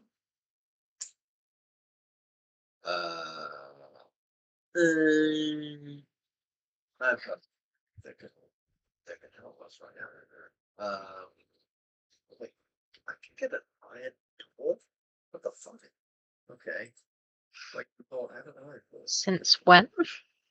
Apparently, I've never seen this, but it's in my robe of useful items. one of the things is just an iron door. So that's helpful. The windows, Well, obviously, I could put that on a surface and then, go through. But I can't imagine what an iron door would be good for, unless that's the same. If I can put that on like a surface and it automatically fixes itself as a door, which I can explore. I would assume that you could put it on like a wall and then It becomes a or on an existing door. yeah. Oh yeah, maybe you can put it on an existing door and that becomes the iron. Hmm. It's like tough. Huh, maybe. Well, I've got nothing that can help protect us here, so I think otherwise. Oh wait, do I still have my hunting trap from like? No, because I started with that, and that would have been gone from when we got attacked by looks. So, just hunker down to rest. Definitely take watches. Oh god, yeah. Definitely take watches. Yeah. Was yeah. You set up a little camp in this boathouse. The sound of the water is quite pleasant and soothing. Tend to your various wounds before hunkering down.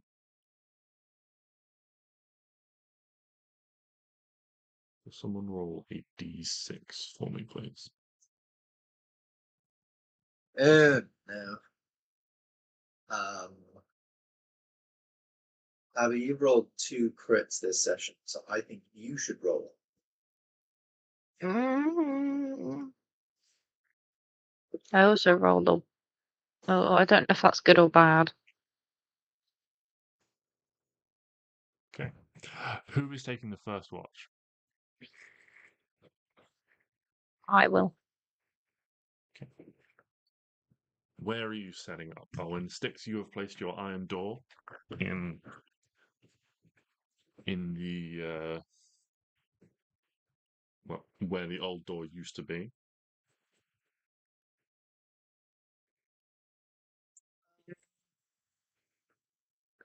I'm not going to iron door. You're not using your iron door. No. I feel like that is a better use down the line for something. Okay. I'm not going to use it. Where are you positioning yourself, Arwen? There's this sort of like a U-shaped building. Are you by the door, or are you sort of like further out near the water, sort of watching the water? Are you I'm kind of in the middle, kind of in the middle? so nearer the door, Okay. but by the water. If that makes Yeah. sense. Mm-hmm. Okay. Yeah. As your watch passes, you can sort of flip between watching the door and watching the um, the various creatures and things. You watch little groups of fairies flitter by, the light casting small rainbows on the water as it passes through their wings. You watch as one of these like glowing light orbs drifts around and begins, sort of slowly moves in your direction. And you think it's going to come towards you, but it just drifts off again.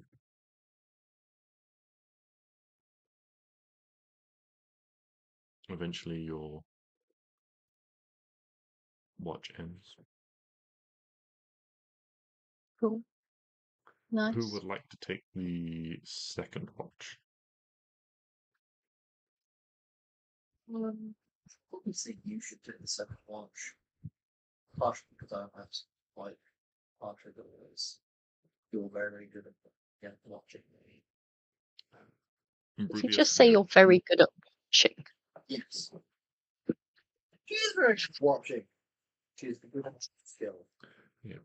Before you agreed this order of watches, Rubius did also say that he would take a watch as well. And split all that work with you guys. Okay, friends, I will watch over you while you sleep. He's so cute. So he can take 2, 3, or 4. Up to you guys. I'd probably say he could like help me with mine because I'm not very good at like looking at things. Because we only need 3 things, right? Over like a long rest, we only need 3 watches. I mean, theoretically, you need 4, but with a party of 3, it's kind of hard to do. So I've always assumed it's like you only sleep for like, you have like an hour of like downtime before you sleep, and then you sleep for 6 hours. Then you have an hour of like waking up and packing up your gear, which makes about it. yeah, Well, you're supposed to sleep for 8 hours in the real world. Get full 8 hours sleep one night. That's myth. No one, but I wish I did. Actually, me on holiday. Yeah, that's fair. So who's going second? Klari.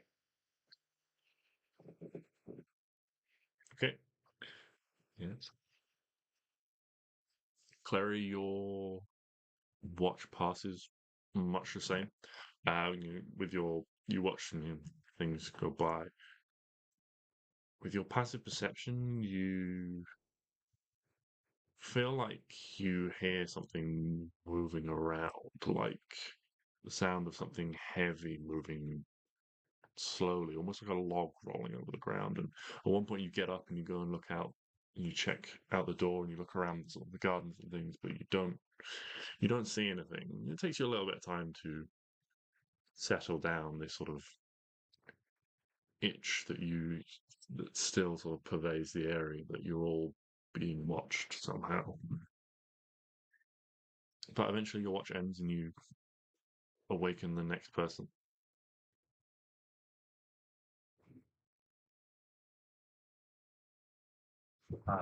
Who's taking the third watch?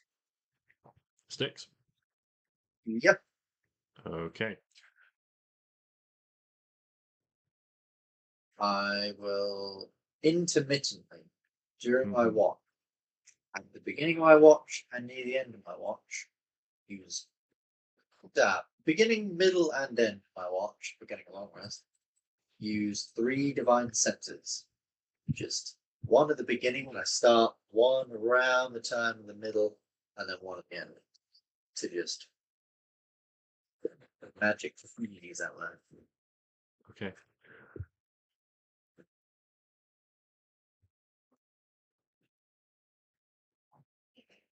Arwen, pick a number 1, 2, or 3. 3. Klari, pick a number 1 or 2.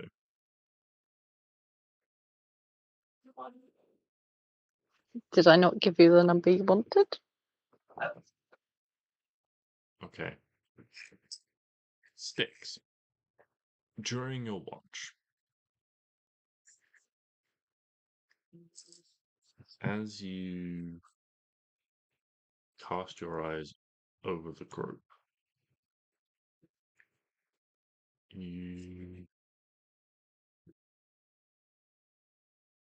look at them all as they sleep. And Hugo curled up around Arwen, Klari tucked up in her blanket, and Rubius is interesting. It's hard to read what's going on with a plant-based creature that doesn't seem to have a face. Yeah, as you've been traveling with him, you have got a sense of his expressiveness. The petals will sort of open and close. He has quite a flamboyant manner where his arms will wave around, little branches in the wind. And as he sleeps nestled in beside Petunia, almost like you would for warmth, something seems to stir the air. And he begins to quiver and shake. Make an insight check for me, or a nature check, your choice.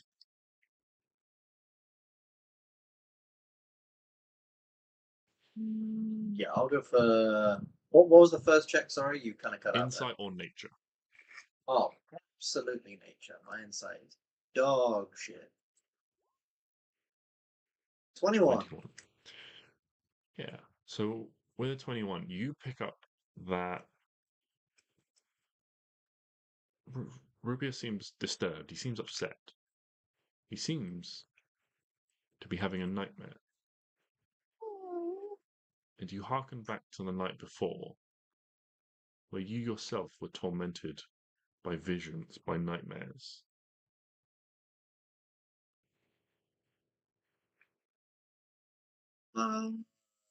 Could I? Oh, Beck. I think Ben has just clocked what might be going on. Stix has no fucking clue, so Stix is going to try something, and he's going to look over Rubius, and he's going to cast a spell. He's gonna try and cast while he's sleeping, Dispel Magic. See if he can stop this strange magic that's happening. Yeah, you reach out, you call for the magic within you, and you cast Dispel Magic. Yeah. You don't witness any change. You don't see any discernible effect. Son of fuck. Okay, I'll wake Master Rubius. And just, say, sorry, but I saw you having bad dreams, and I had a similar thing happen to me last night, and I don't know how to end it, but I kind of figured maybe if I woke you up and then you got a proper rest afterwards, maybe that's sort of done. Maybe that's it. Can I? Yeah, little Rubius sits sort of bolt upright. Visions inside my head. Nightmares, you call them. I have not seen such things before. I was tormented. Thank you. Thank you for waking me from this torment.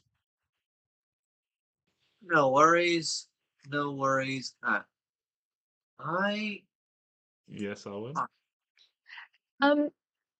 I realised you said visions, but at first I thought you said pigeons. Pigeons in my sleep. And I was like, in my dreams. he was there were pigeons in the dream? There's pigeons in the Feywild? There are now.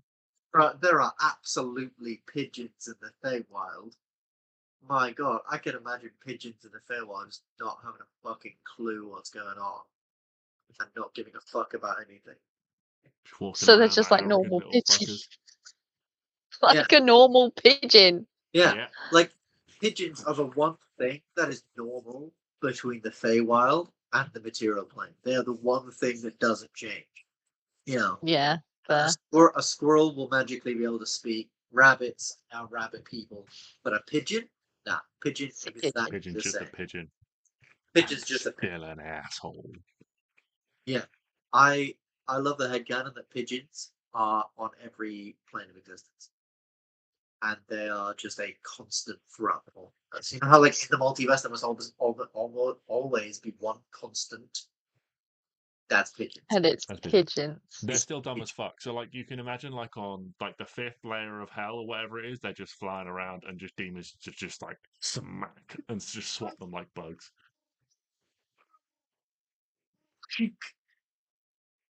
Thank you. That's bad. Or, they'll be Oh, on, like, JJ, the elemental can you plane make of a fire, just pigeon? constantly burning. Aww. Like, they're dumb as fuck. So in the elemental plane of fire, there's like massive, like, flaming fucking like tornadoes of fire, and they're just flying it. They're just like flying through them. They don't give a fuck.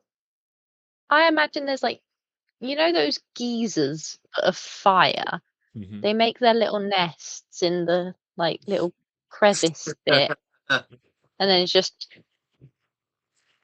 Also, I love the thought that on the streets of hell, like they'll have like loads of them gathered, and much like in real life, Like they won't fucking move until a demon is like half a centimeter away from it. Only then will it decide, oh shit, I better move. You know, there'd be this massive fucking like Balor motherfucker walking through the streets of hell, and this thing will only move. Like everything is giving it wide berth except this group of pigeons who just don't give a fuck. Anyway, There'll be a pigeon just like in the street, just like tugging like a little bit of food across the street, just like. exactly. Yes, but you wake up Rubius. Yeah, and yeah, just generally telling me, it's okay. Don't worry, Hakuna Matata. He's gonna be all right. And then see sort of try and settle him back to sleep. See if these horrible visions of pigeons plague him further.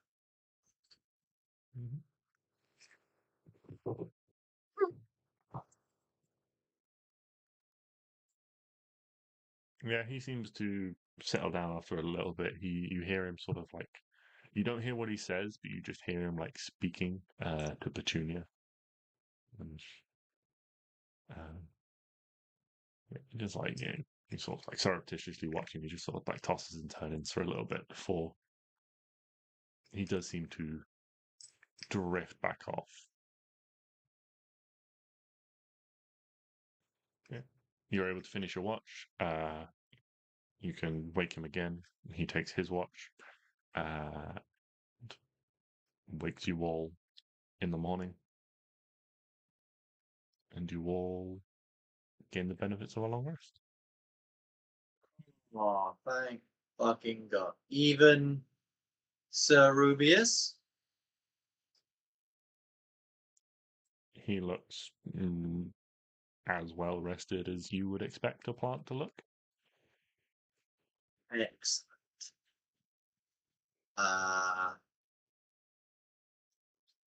What was my original HP? Why have I got 130/123? Because your HP was reduced when you had your night terrors. Oh yeah. That little Which speckle. incidentally does not come back on long rest. What? My HP doesn't come back? No, Oh, son that of a missing fuck. HP does not come back yet. It's only 7. That's not so bad. You know, could be worse. How many HP does Rubius have? Well, you should all have access to his sheet. Oh my god. Because Oh my god, there's Petunia. I may want one Shut of you. up. Oh, he only has 20. Sorry, I wasn't saying shut up to you. I was just conveying my excitement. I do apologise. Yes, I may get one of you to run them in a combat or two if such a things do arise, so I can focus on everything else.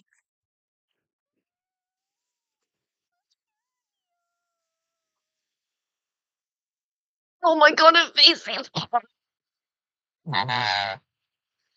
Pardon? What was that? Sorry, I saw evasive hot and I got excited because it was so adorable. Mm-hmm. So you all finish a long rest. You gain the benefits of long rest. Can quickly sort of scarf down some rations and things like that. And How while you many gain the HP benefits does of it? long rest, you don't necessarily feel the most rested. There is a tension about this place, a malevolence that still sort of pervades and keeps you all on edge. As you're sort of packing up things, you keep glancing around, looking over your shoulder. But there's nothing there, there's just your friends and your companions and things, but a sense of unease permeates the air.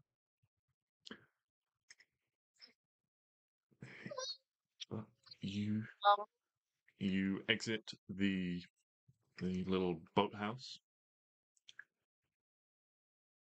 Well, there is a what looks like the remnants of a pathway through the um, through the brambles in the gardens and things like that, leading up to the rear of the tower. Again, you'd pass through another one of these sort of small exterior little gardens before reaching the main walled premise proper.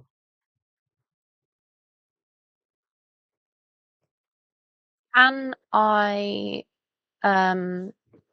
cast detect poison and disease? Please. Detect poison and disease. Yeah. So I can look out for like berries with poison. Oh, that's a good idea. Yeah. How long does detect poison and disease last? I think it's only 10 minutes. It's not actually that long. Yeah, up to 10 minutes. Okay. But yeah, I think I get this free. Okay. Yeah, you can absolutely cast that.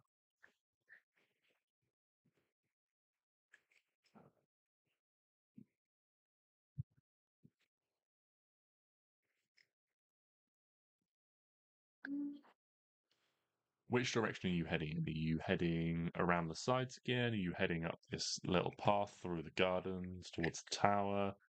Are you going to go back and head through the gardens at the front towards the tower?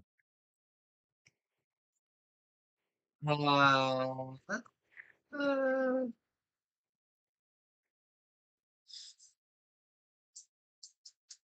on the one hand, I did think we should just go back and go the main way in, but at the same time, that's probably not a very good idea because, like, the main way in is going to be the way they're expecting us to come in from.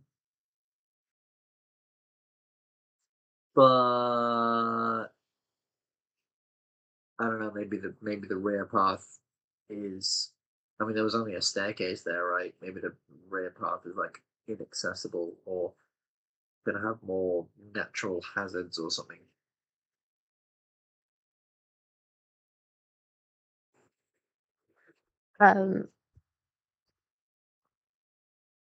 What were the two options? Sorry, I was So you reading can some continue spells. to explore around the circumference. You can I go up don't know. this pathway that's at the back towards the rear entrance to the gardens, or you can go back around to the front towards the main entrance. I think I pushed on the boat. Yeah, yeah, That's what I think. yeah. That's the. Yes, When you did I get shadow touched? it would have been a feat you took at some level. Oh, okay, thank you. Um, so you head back around towards the front as you're making your way around. Little Rubius sat in the back of Petunia, just sort of pipes and says, "We should tread carefully here, friends. These plants feel malevolent.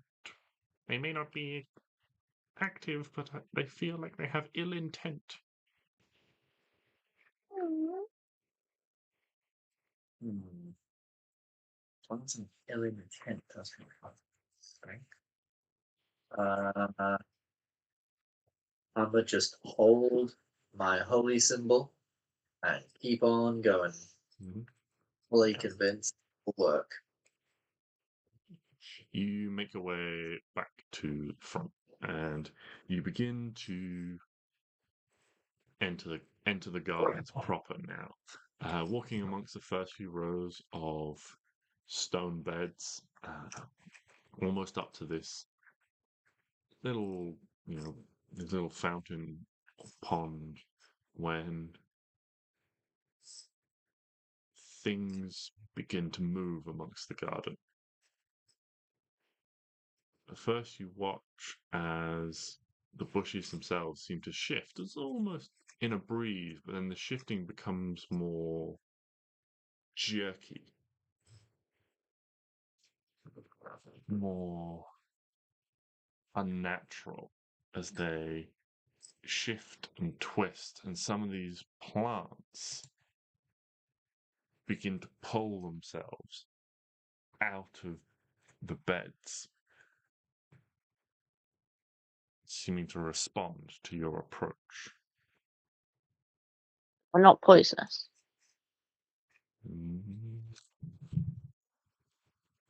Good question.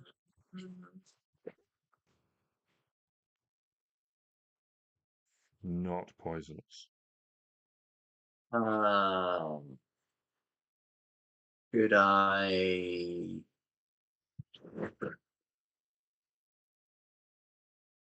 Oh, I don't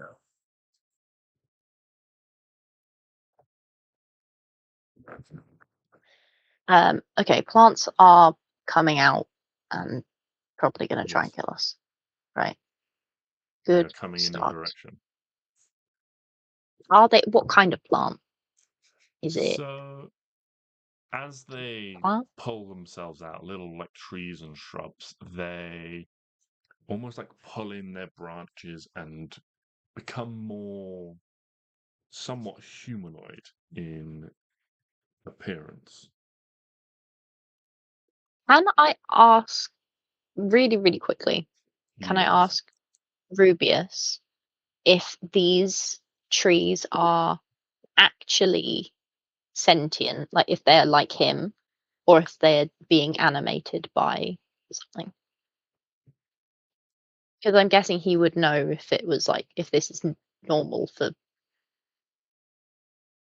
I don't know, whatever these things are.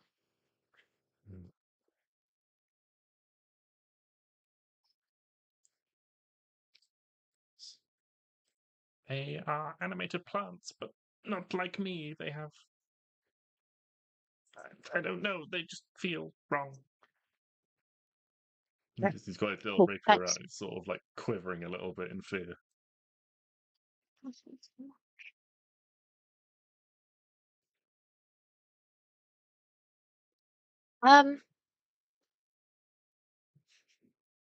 This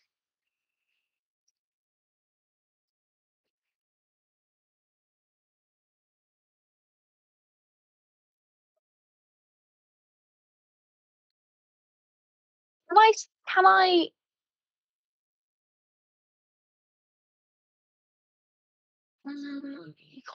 excuse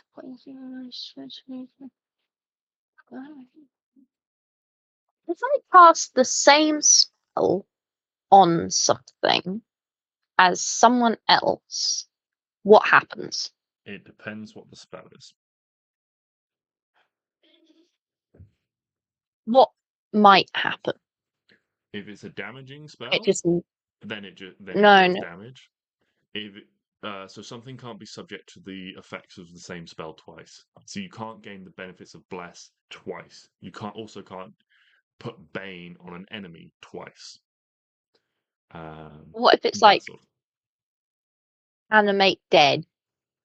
If you and I don't know what animate dead does or if it's even a thing, but say it's like friends with you, but someone else also casts it on that thing.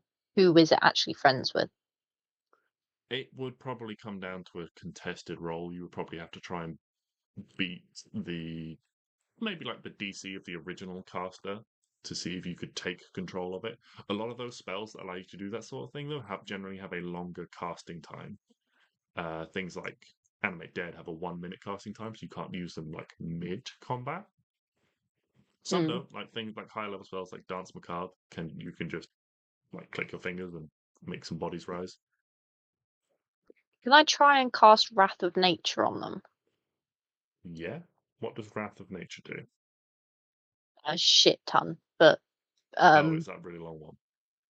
it's the really long one. I'll put it in the thing. But I don't know if it won't really help. I'm just wondering if it will stop them from attacking us Written by the end of a term on in a way. around the cube. If they're normal plants being animated, like Rubius said, technically they could be affected by it. Okay. before you cast that, I will allow you to make a nature check about the plants themselves. Sorry, it's a really complicated thing Yeah, to do, and but then reasonably nature. So I was going to say, can I help? sorry. you can make a check Soz. yourself. That I will do because I'm a nature motherfucker. Weirdly, I'm not, which I don't understand, but 21.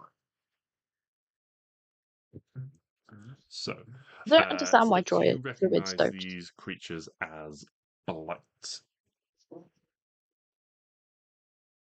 These are awakened plants gifted with the power of intelligence and mobility. Blights plague land contaminated by darkness. Drinking in the darkness from the soil, blight carries out the will of ancient evil and attempts to spread evil where it can. See, like a This is- cabbage. Imagine Excuse me? if someone made a cabbage with arms and legs that wanted to kill you. Basically, what that is. But it's not a cabbage. It's like a cabbage because I don't really like cabbages.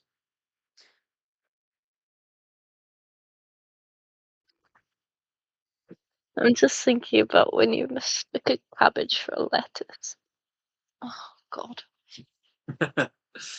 Yeah. Aye.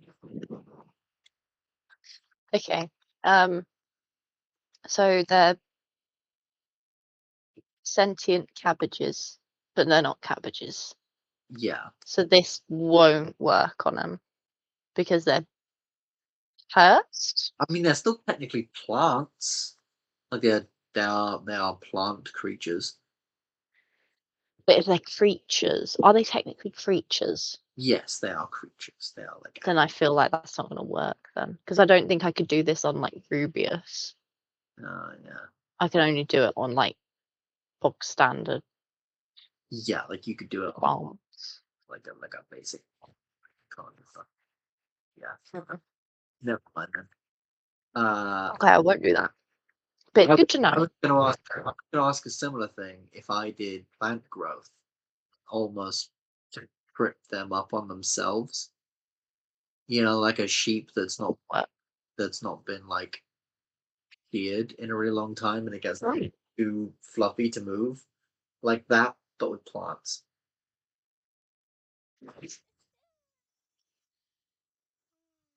Yeah, that's a good idea. As you guys have been having this conversation, the plants have been slowly making their way towards you.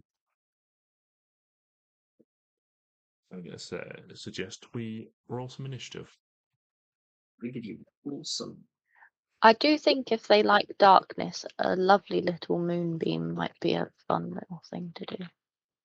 That is a potentially good idea, but that is also my second level spell slot when I could just use the cabbage whacker, which is what I'm now called. I'm kidding, of course. That's not a cool name for my sword. You don't want to call it the cabbage whacker. No, that makes it sound a lot less cool than the cool shit it's done. Like absolutely fuck up a vampire lady. And cabbage. I mean, I'm sure it's messed up a cabbage in its day. I'm sure in the 6 months off that we had. Cappy can't cut those cabbages by himself, you know. Or he doesn't want to, at least. He needs a friend. He does. Do you want to call it initiative?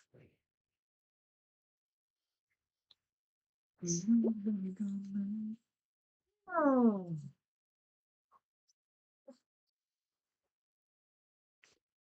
Yeah, let me look.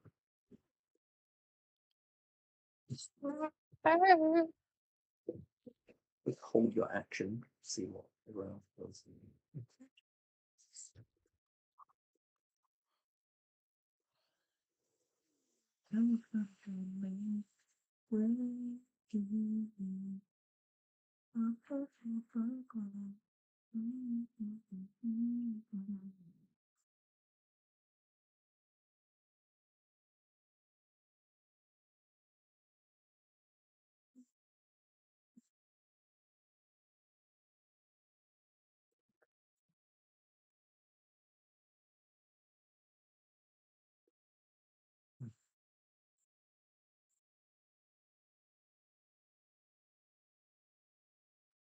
What I shall do is give you all a nice little view of what you are looking at.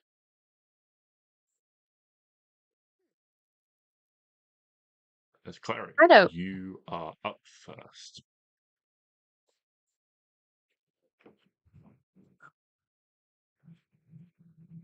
Where? Oh, they're there. Oh. Oh, lovely.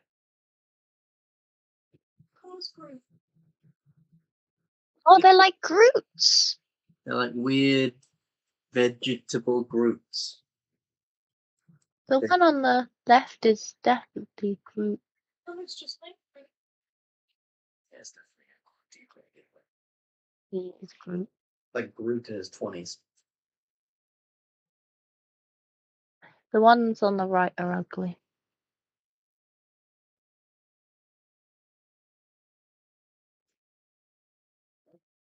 What's the initiative for Petunia and Rubius? So they are after Arwen.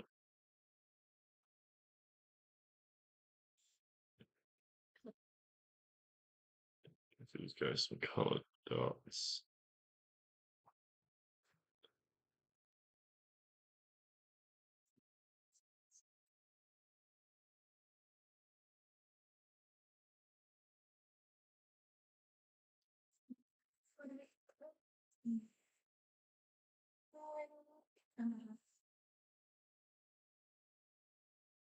I will throw a fireball at the blue one. Ooh, that's probably a really good idea. Okay. They do look valuable. Okay, roll to hit. 19. 19 will hit. 21. Holy shit, that's two. Oh. 2 10s and 1 1.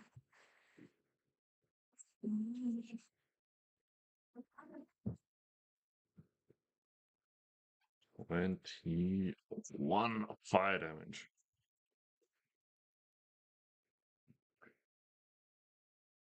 Yeah, you throw this thing and you it basically like punches a hole like straight through a section of it, where it's like struggling to sort of like pull the remainder of its like vines and things back together. The ends all singed. It's a mighty blow against this one. But up next, seemingly out of nothingness, at the top of the stairs, a bead of orange appears and shoots across towards you. Can everyone make a DC 18 dexterity saving throw? Everyone except for Klari gets a +5 and resistance to this damage. Doesn't apply to Hugo either. Doesn't apply to Hugo either. Was it? Yes.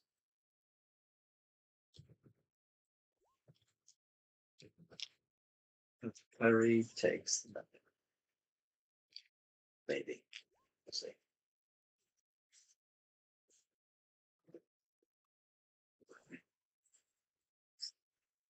Oh. What did we get plus?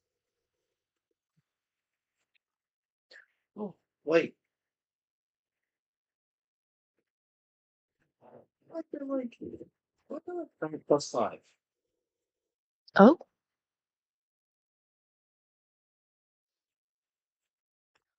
$31.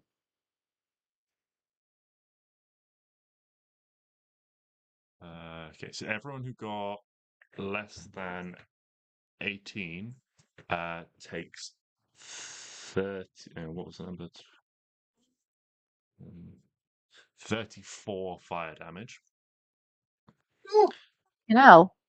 Anyone who saved takes 17 fire damage. I do need someone to roll for Rubius and Petunia. How much everyone takes off? I only get 9. I only get 18? Yeah. No, it's 30, 17. 34 half, so 17. So 17 to Klari, 9 to Arwen. Actually, it'd be 8 to you, Arwen. Nothing to Hugo, and 17 to Stix. Why would it be 8? I mean, I'm not Because going to because argue. 17 halved is 8. You round down in D&D, so 17 halved is 8.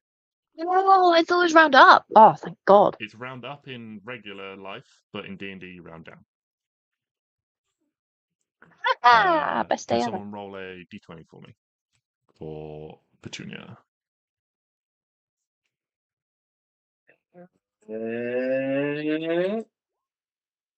11 plus 3 was 14, plus 5 from Stix is 19. And Petunia has evasion, which extends to Rubius when he is riding on her back, which he is at the moment. So they take no damage. Hey, look at that go. Iconic. Yes. But that happens. You just see this bead shoot down, and there's this roaring explosion. The tree in front of you is blasted to splinters, and then these blights begin to move in. So this one is going to go 5, 10, 15, 20, 25, and just come for the thing closest to it, which is, unfortunately, Hugo. You figure out if your fireball didn't it? Going to make an attack roll. That is a 22 to hit. So Hugo takes 9 bludgeoning damage and is grappled.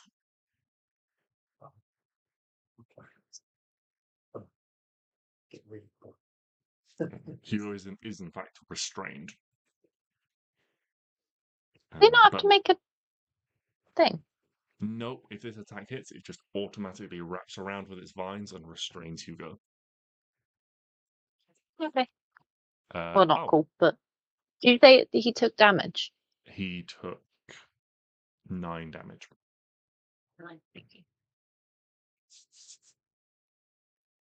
Yeah.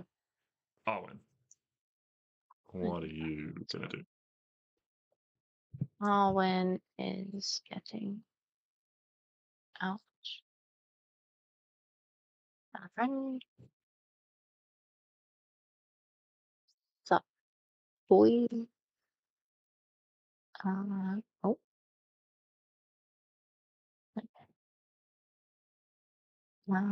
There's the range. Let me have a look. Just don't want to die. Do. Concentration. That would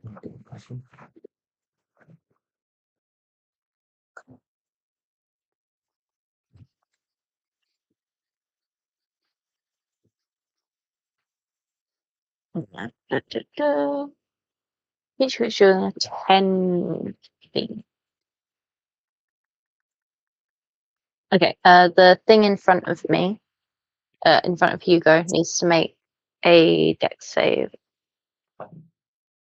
That's a 2 on the dice, so Okay. that's not gonna work.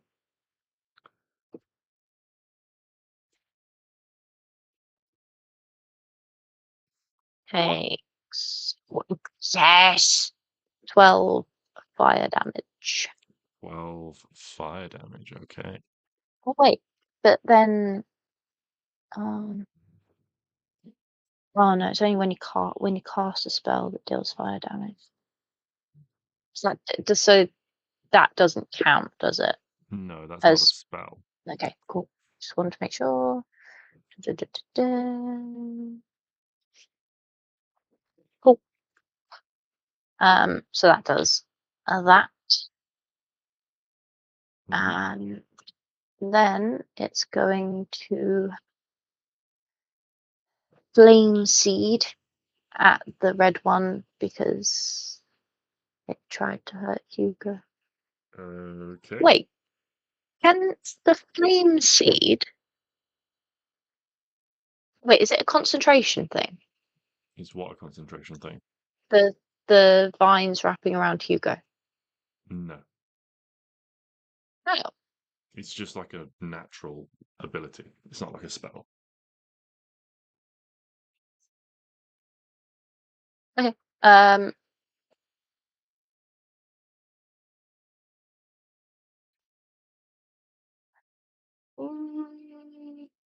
I'm going to stand here. And fiery teleport Hugo with fire spirit. Mhm. 5, 10, 15 feet. Which means the red one takes has to make a dexterity save again. 6 plus stuff is not going to work. 6 plus stuff. Yeah.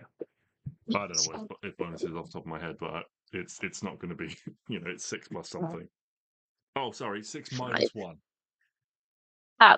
Yeah, good. They are not Excellent. dexterous. No, it doesn't look dexterous. That's 5 damage 5 on the damage. thing. Perfect. Okay. Oh, wait, no. Sorry, it's 5 plus my proficiency bonus. What's my proficiency bonus? 4 at the moment? 5. Oh, so it's 10. 5 at the moment. Okay, so another 5 Yeah. makes that 22 damage it's taken. Okay. Up next is the blue one, who is just going to do the same thing. 5, 10, 15, 20, 25 feet. Come for the nearest thing to it. That's going to be a 3 to hit. So this one that's been taking this heavy blast from this firebolt, shambles up and blast through its chest, cause one of its arms to fall off, and it's trying to rapidly regrow this arm. You can see to regenerate. Not that it's not healing, it's just trying to redistribute what's left of it into another arm so it can form another weapon. And it's just this stubby little T-Rex arm that just tries to swing at you, Klari, and you just neatly duck underneath it. But we go to Rubius. Would anyone like to take control of Rubius? Absolutely. All right. Don't you So worry. yeah, you've got Rubius's stat block there. You should have access to it. His speed is basically Petunia's speed while mounted, for the sake of simplicity, which is 50 feet. 50 feet. Well, Yeah. so Sir Rubius, Knight of the Rose Garden, is going to. You know what? He's a hero. He thinks himself quite the hero. He's protecting his lands and whatnot. I think I can't control him, but Sorry. I will make that available now.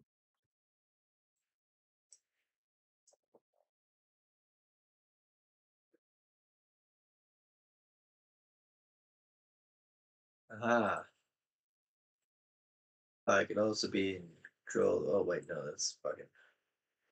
There we go. So he's gonna go there.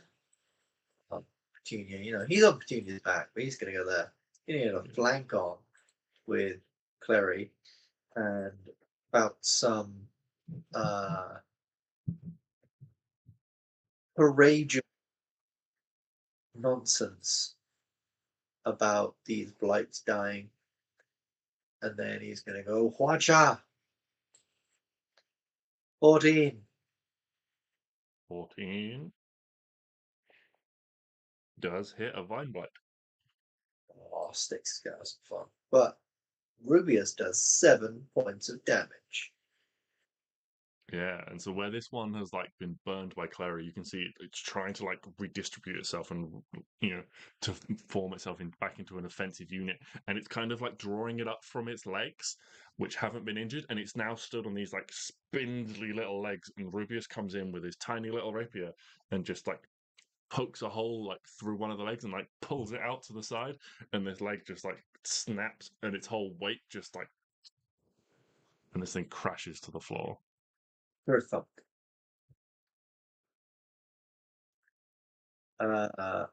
Fantastic. Well,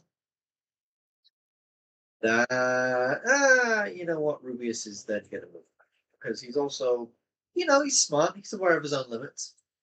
He's going to pull back there and not be such a target. Mm-hmm.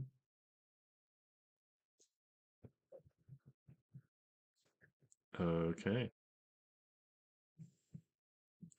Alright, the green one is then going to rush 5, 10, 15, 20, 25, 30, and then it's going to dash 5, 10, 15 feet and come flailing in your face, Stix. But it is now Hugo's go.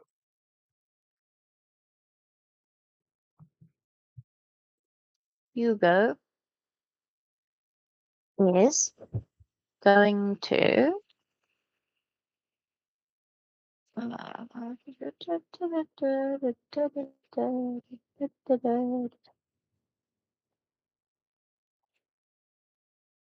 can he attack and then help?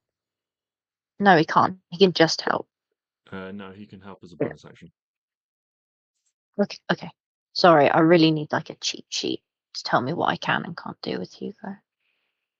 We can Okay. work on that. Is We can work on that. I'm going to. He needs to be how many feet? All hoping. Do-do-do-do.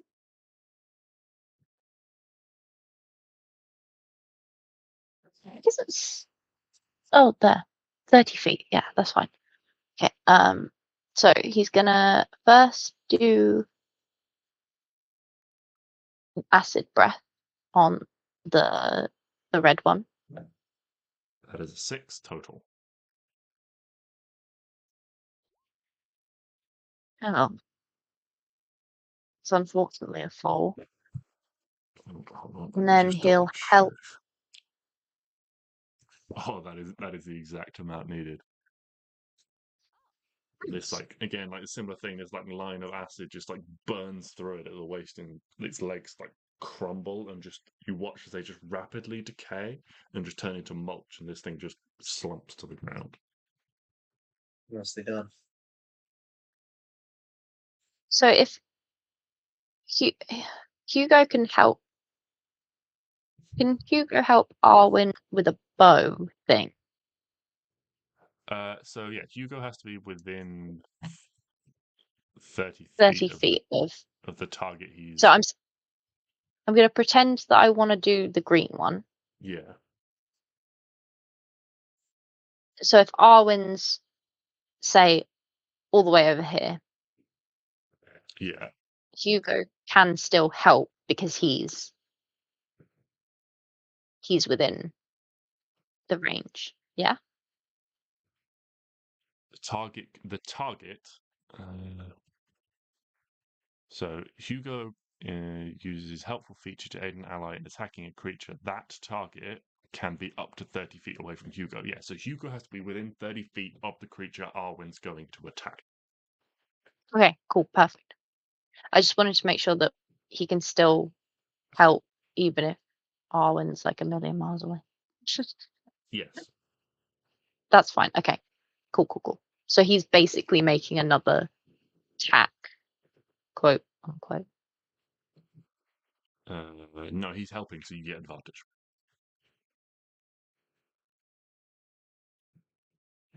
The help action gives you an advantage on one attack. What's the coordinated strike then? The coordinated strike. Let me grab it. I thought that was help. So the coordinated strike, yes. That gives you 2d6.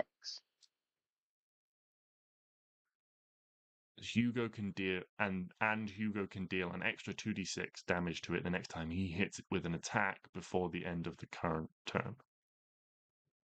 The next time he hits Wait, that doesn't make the sense. same type of damage dealt by the attack.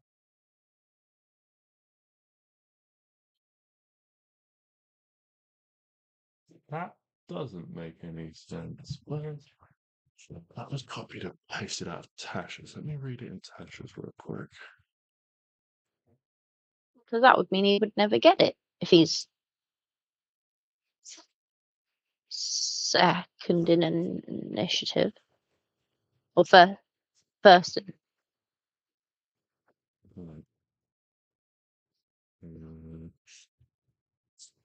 me just where this book doesn't have a index. Very helpful. Where are sidekicks? I always forget what page they're on. I need to buy you little tabs. Sidekicks.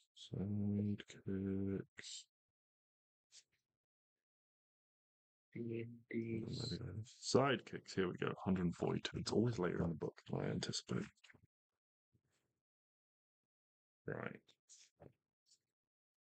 Coordinated strike. The sidekick is adept at fighting in concert with help. When the sidekick uses helpful feature, and the sidekick can deal an action to it, then next time the sidekick hits it with an attack roll before the end of the current turn.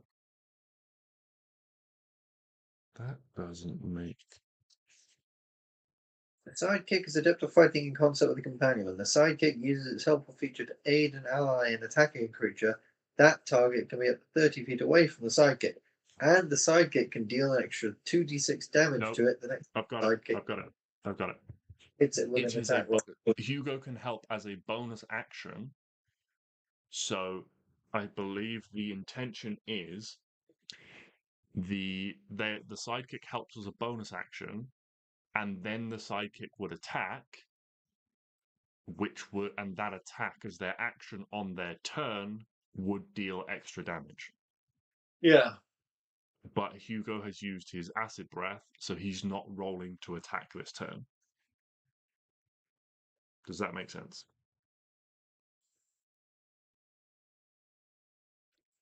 No. Okay. Sorry. What our hypothetical turn from Hugo from the top. Bonus action, Okay. he does help. Yeah. He then tries to bite something. Yeah. If he successfully bites it, he deals extra damage to it. Right. And then his turn ends and it moves on. But because And he then has Arwen gets the bonus. And then Arwen gets the bonus when her turn comes around, yes. Right. Okay. Sorry. Thank Arwen you. doesn't get bonus damage, she just gets the advantage to hit. No, she just get. Yeah. Yeah. But because he's used his acid breath, he's not rolling to hit, so he doesn't get the bonus damage. Right. Yes, because it's to get that just bonus, the help needs to come first, and then he needs to either bite or claw something. Yeah. Yep. Got it now. Okay. Cool. Let me write that down. Yeah, while you write that down, we will go with Orange, who, as these are simple-minded creatures, is going to 5, 10, 15, 20, and take a swipe. With a 19 to hit the Wildfire Spirit. That's shit. The Wildfire Spirit takes 5 damage. And finally, at the bottom of initiative, we get to Stix. Hello. Stix is well, there's only one left. Oh no, there's 2 left. All right.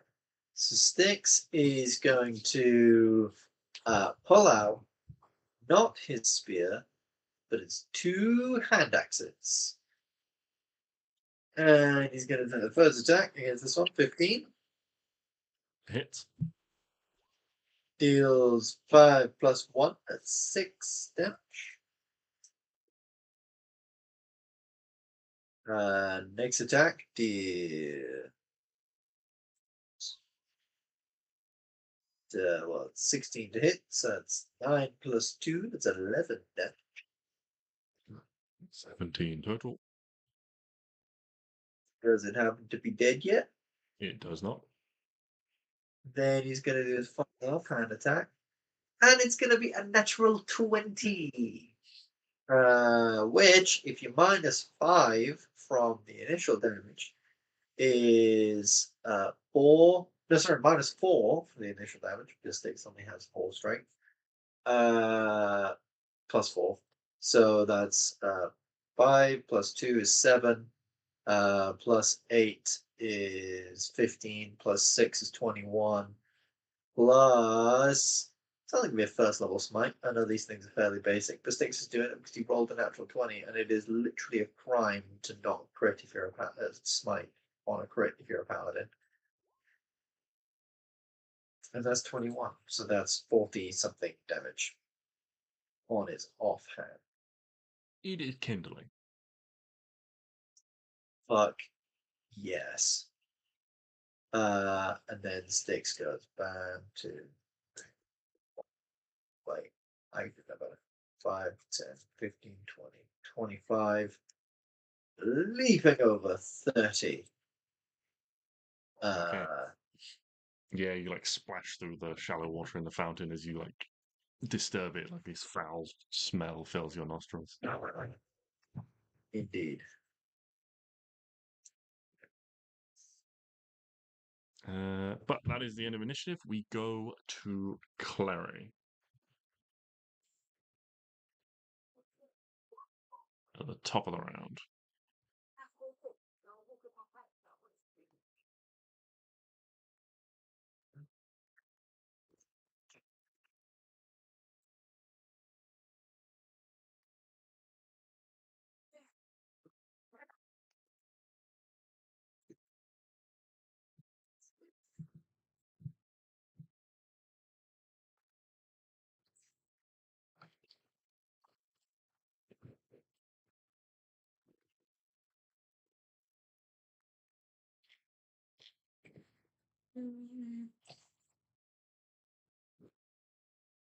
What are you thinking, Klari?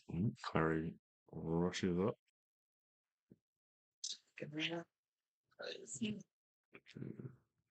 No, I think it's 15 hits these things. No. Should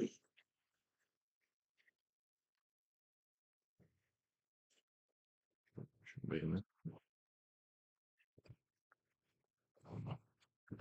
Hey, 15 hits. Oh, and you get sneak attack. Nice.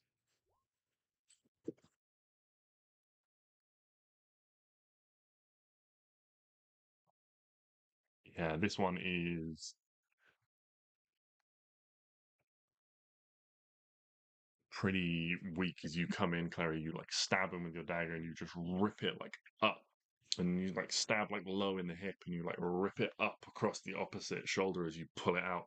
And this thing just, these plants just neatly like sever in half. And you can smell sort of like the tangy scent of like sap and things like that as your blade like sparks and it like sizzles off.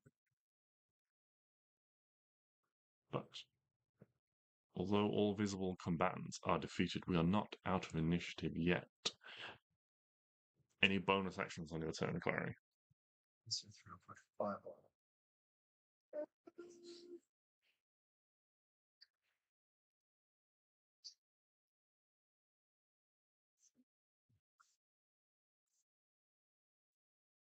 Are these like raised floor vents? Yeah, they are only like sort of like 18 inches to 2 feet high. Mm. So if you wanted to hide behind them, you would have to go prone and do it.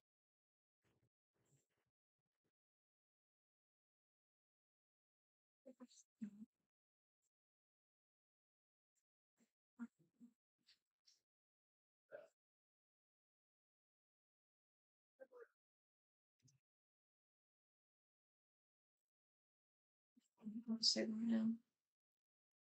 Hold on a second.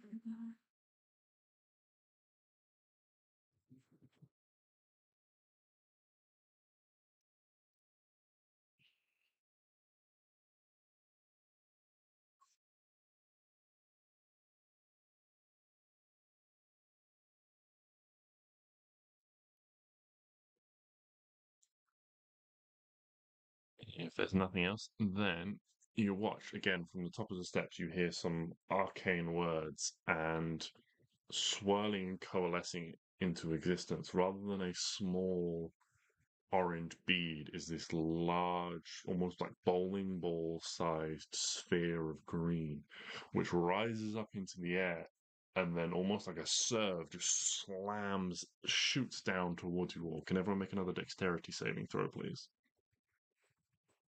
You and the fire's +5. No? And you just hear this What's the voice. radius? The radius is 20 feet. Where's it hitting? In the middle, about 5 feet to the left of Hugo. Okay.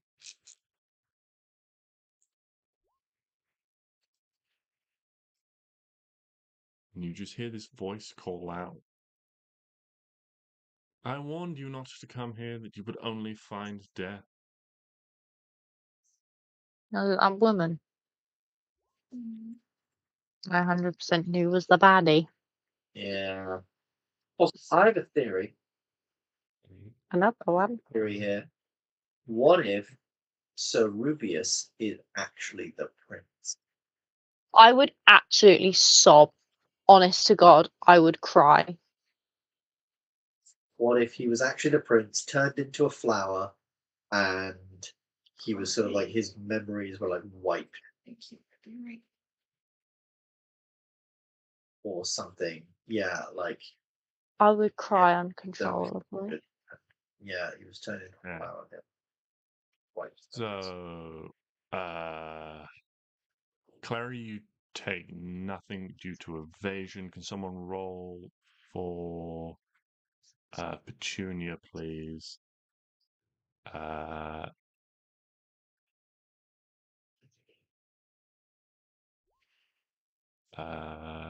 Arwen, you fail. Hugo fails. Spirit passes.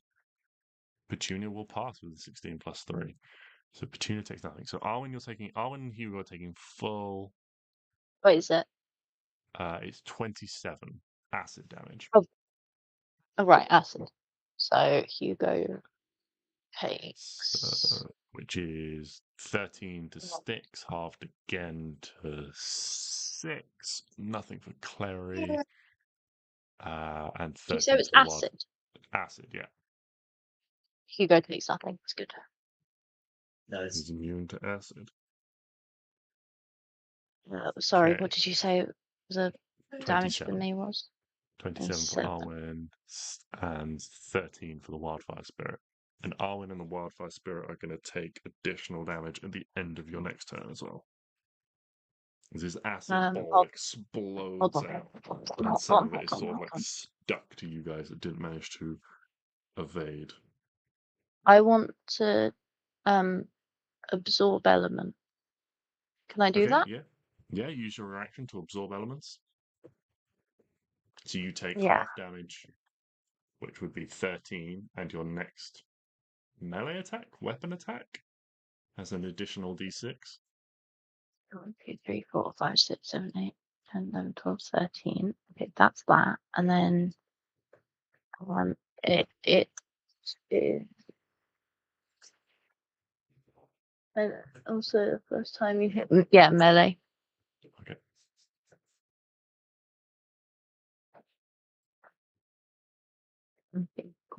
Okay. But that is their turn. Arwen, you are next. What are you up to? You've seen that the source of both of these spells seems to be coming from at the top of the garden here. Mhm. Is this water here? In the middle, yeah, it's like there's like a little like spout of like a fountain. The water is all like brackish and foul smelling. When Stix like walked through it, it kind of disturbed it and wafted the smell up. Okay. 35, 30, 35, 40. I'm gonna go.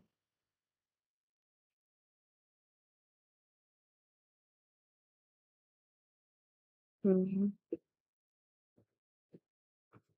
I'm gonna go.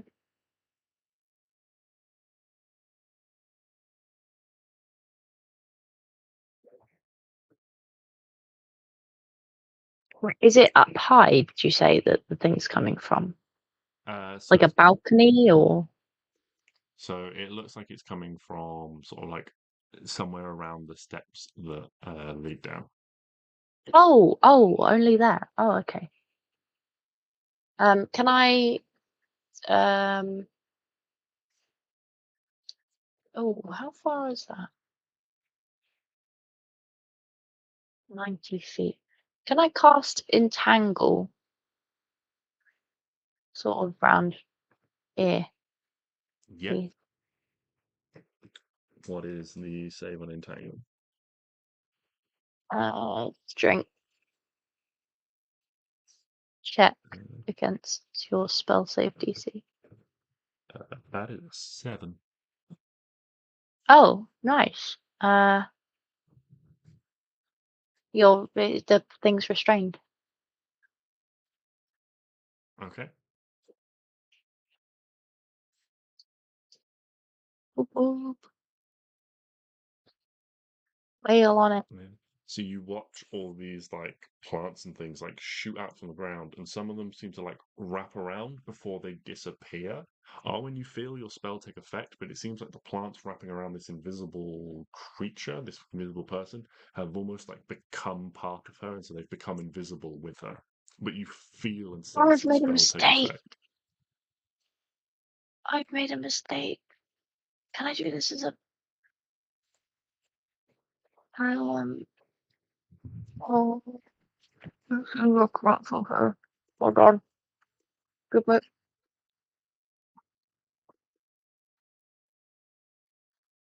Up next is Rubius, followed by Hugo. So Arwen thinks about something. No, it was an action. I can't do it anymore. Don't worry. Sorry. Okay. Okay. And then at the end of your turn, the like acid that's still stuck to you deals Oh shit. 13 acid damage to you. Oh, sorry, I forgot the wildfire spirit is after you. I also get still have resistance to acid Do you still have resistance because from? Is that how? until the end of Until the end of your next turn. end of your next turn. Oh, cool. I thought it was just like a shield, no, not like shield. I thought it was just like a one and done, but it's like shield, so it lasts. It's a one and done, but it lasts for until your turn, which is unfortunately Yeah. I thought it was literally just right one now. But instance of damage. But yeah, okay. So 13 half to 6. Cool. That's good. Nice. Wildfire spirit. Sorry. Yeah, so wildfire spirit. Apologies. 5, 10, 15. Stix, do you want to go closer? Absolutely. Okay. So, baby. I mean, you're not going to get much further, but it's better than nothing. Yes. Follow me. 5, 10, 15. You're 15 feet closer. Now 15 feet, I might not get else time. Might mean you don't have to dash or something, but Exactly. yeah. There you go. That's me. Okie dokie. Then you take that damage at the end of your turn. The spirit. That's the spirit's turn. The spirit takes 14 damage at the end of its turn from the acid, and the acid just falls away. And then we have Rubius. Rubius is going to make an attack at disadvantage at the invisible thing that is now sort of entangled at the top of the stairs. Because his needle thing has a long range of 120 feet and this thing is invisible, it is just disadvantage. It is just disadvantage. So Rubius is going to make a seed sling Attack. Go for it. 13. 13 misses, unfortunately. That is Rubius's turn, pretty much. Oh well, he's gonna come up and sit behind Hugo. Or he is, yeah, he knows his limits. Our little boy. He knows his limits. Mm-hmm. Okay. Then we have Hugo himself. Sorry, I have another Hugo question. Okay. Sorry. So actually no, I'll ask it at the end, it's fine. He can't really do anything. He's gonna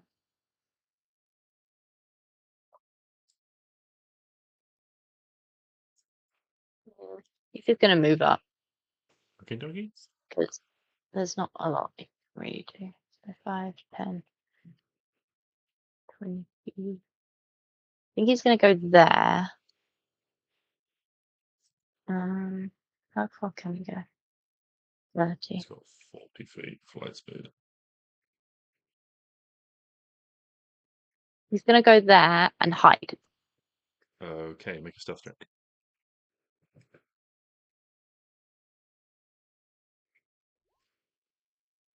I do. 22.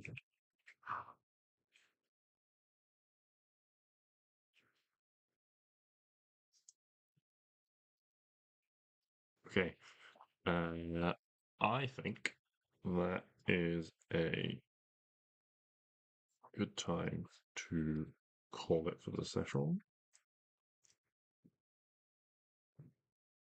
Indeedy.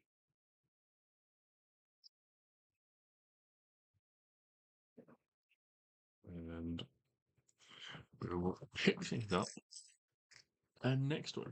But well done. You have successfully made it to the Rose Garden. Yay! Whoop, whoop. I look forward to seeing how you guys handle things moving forward.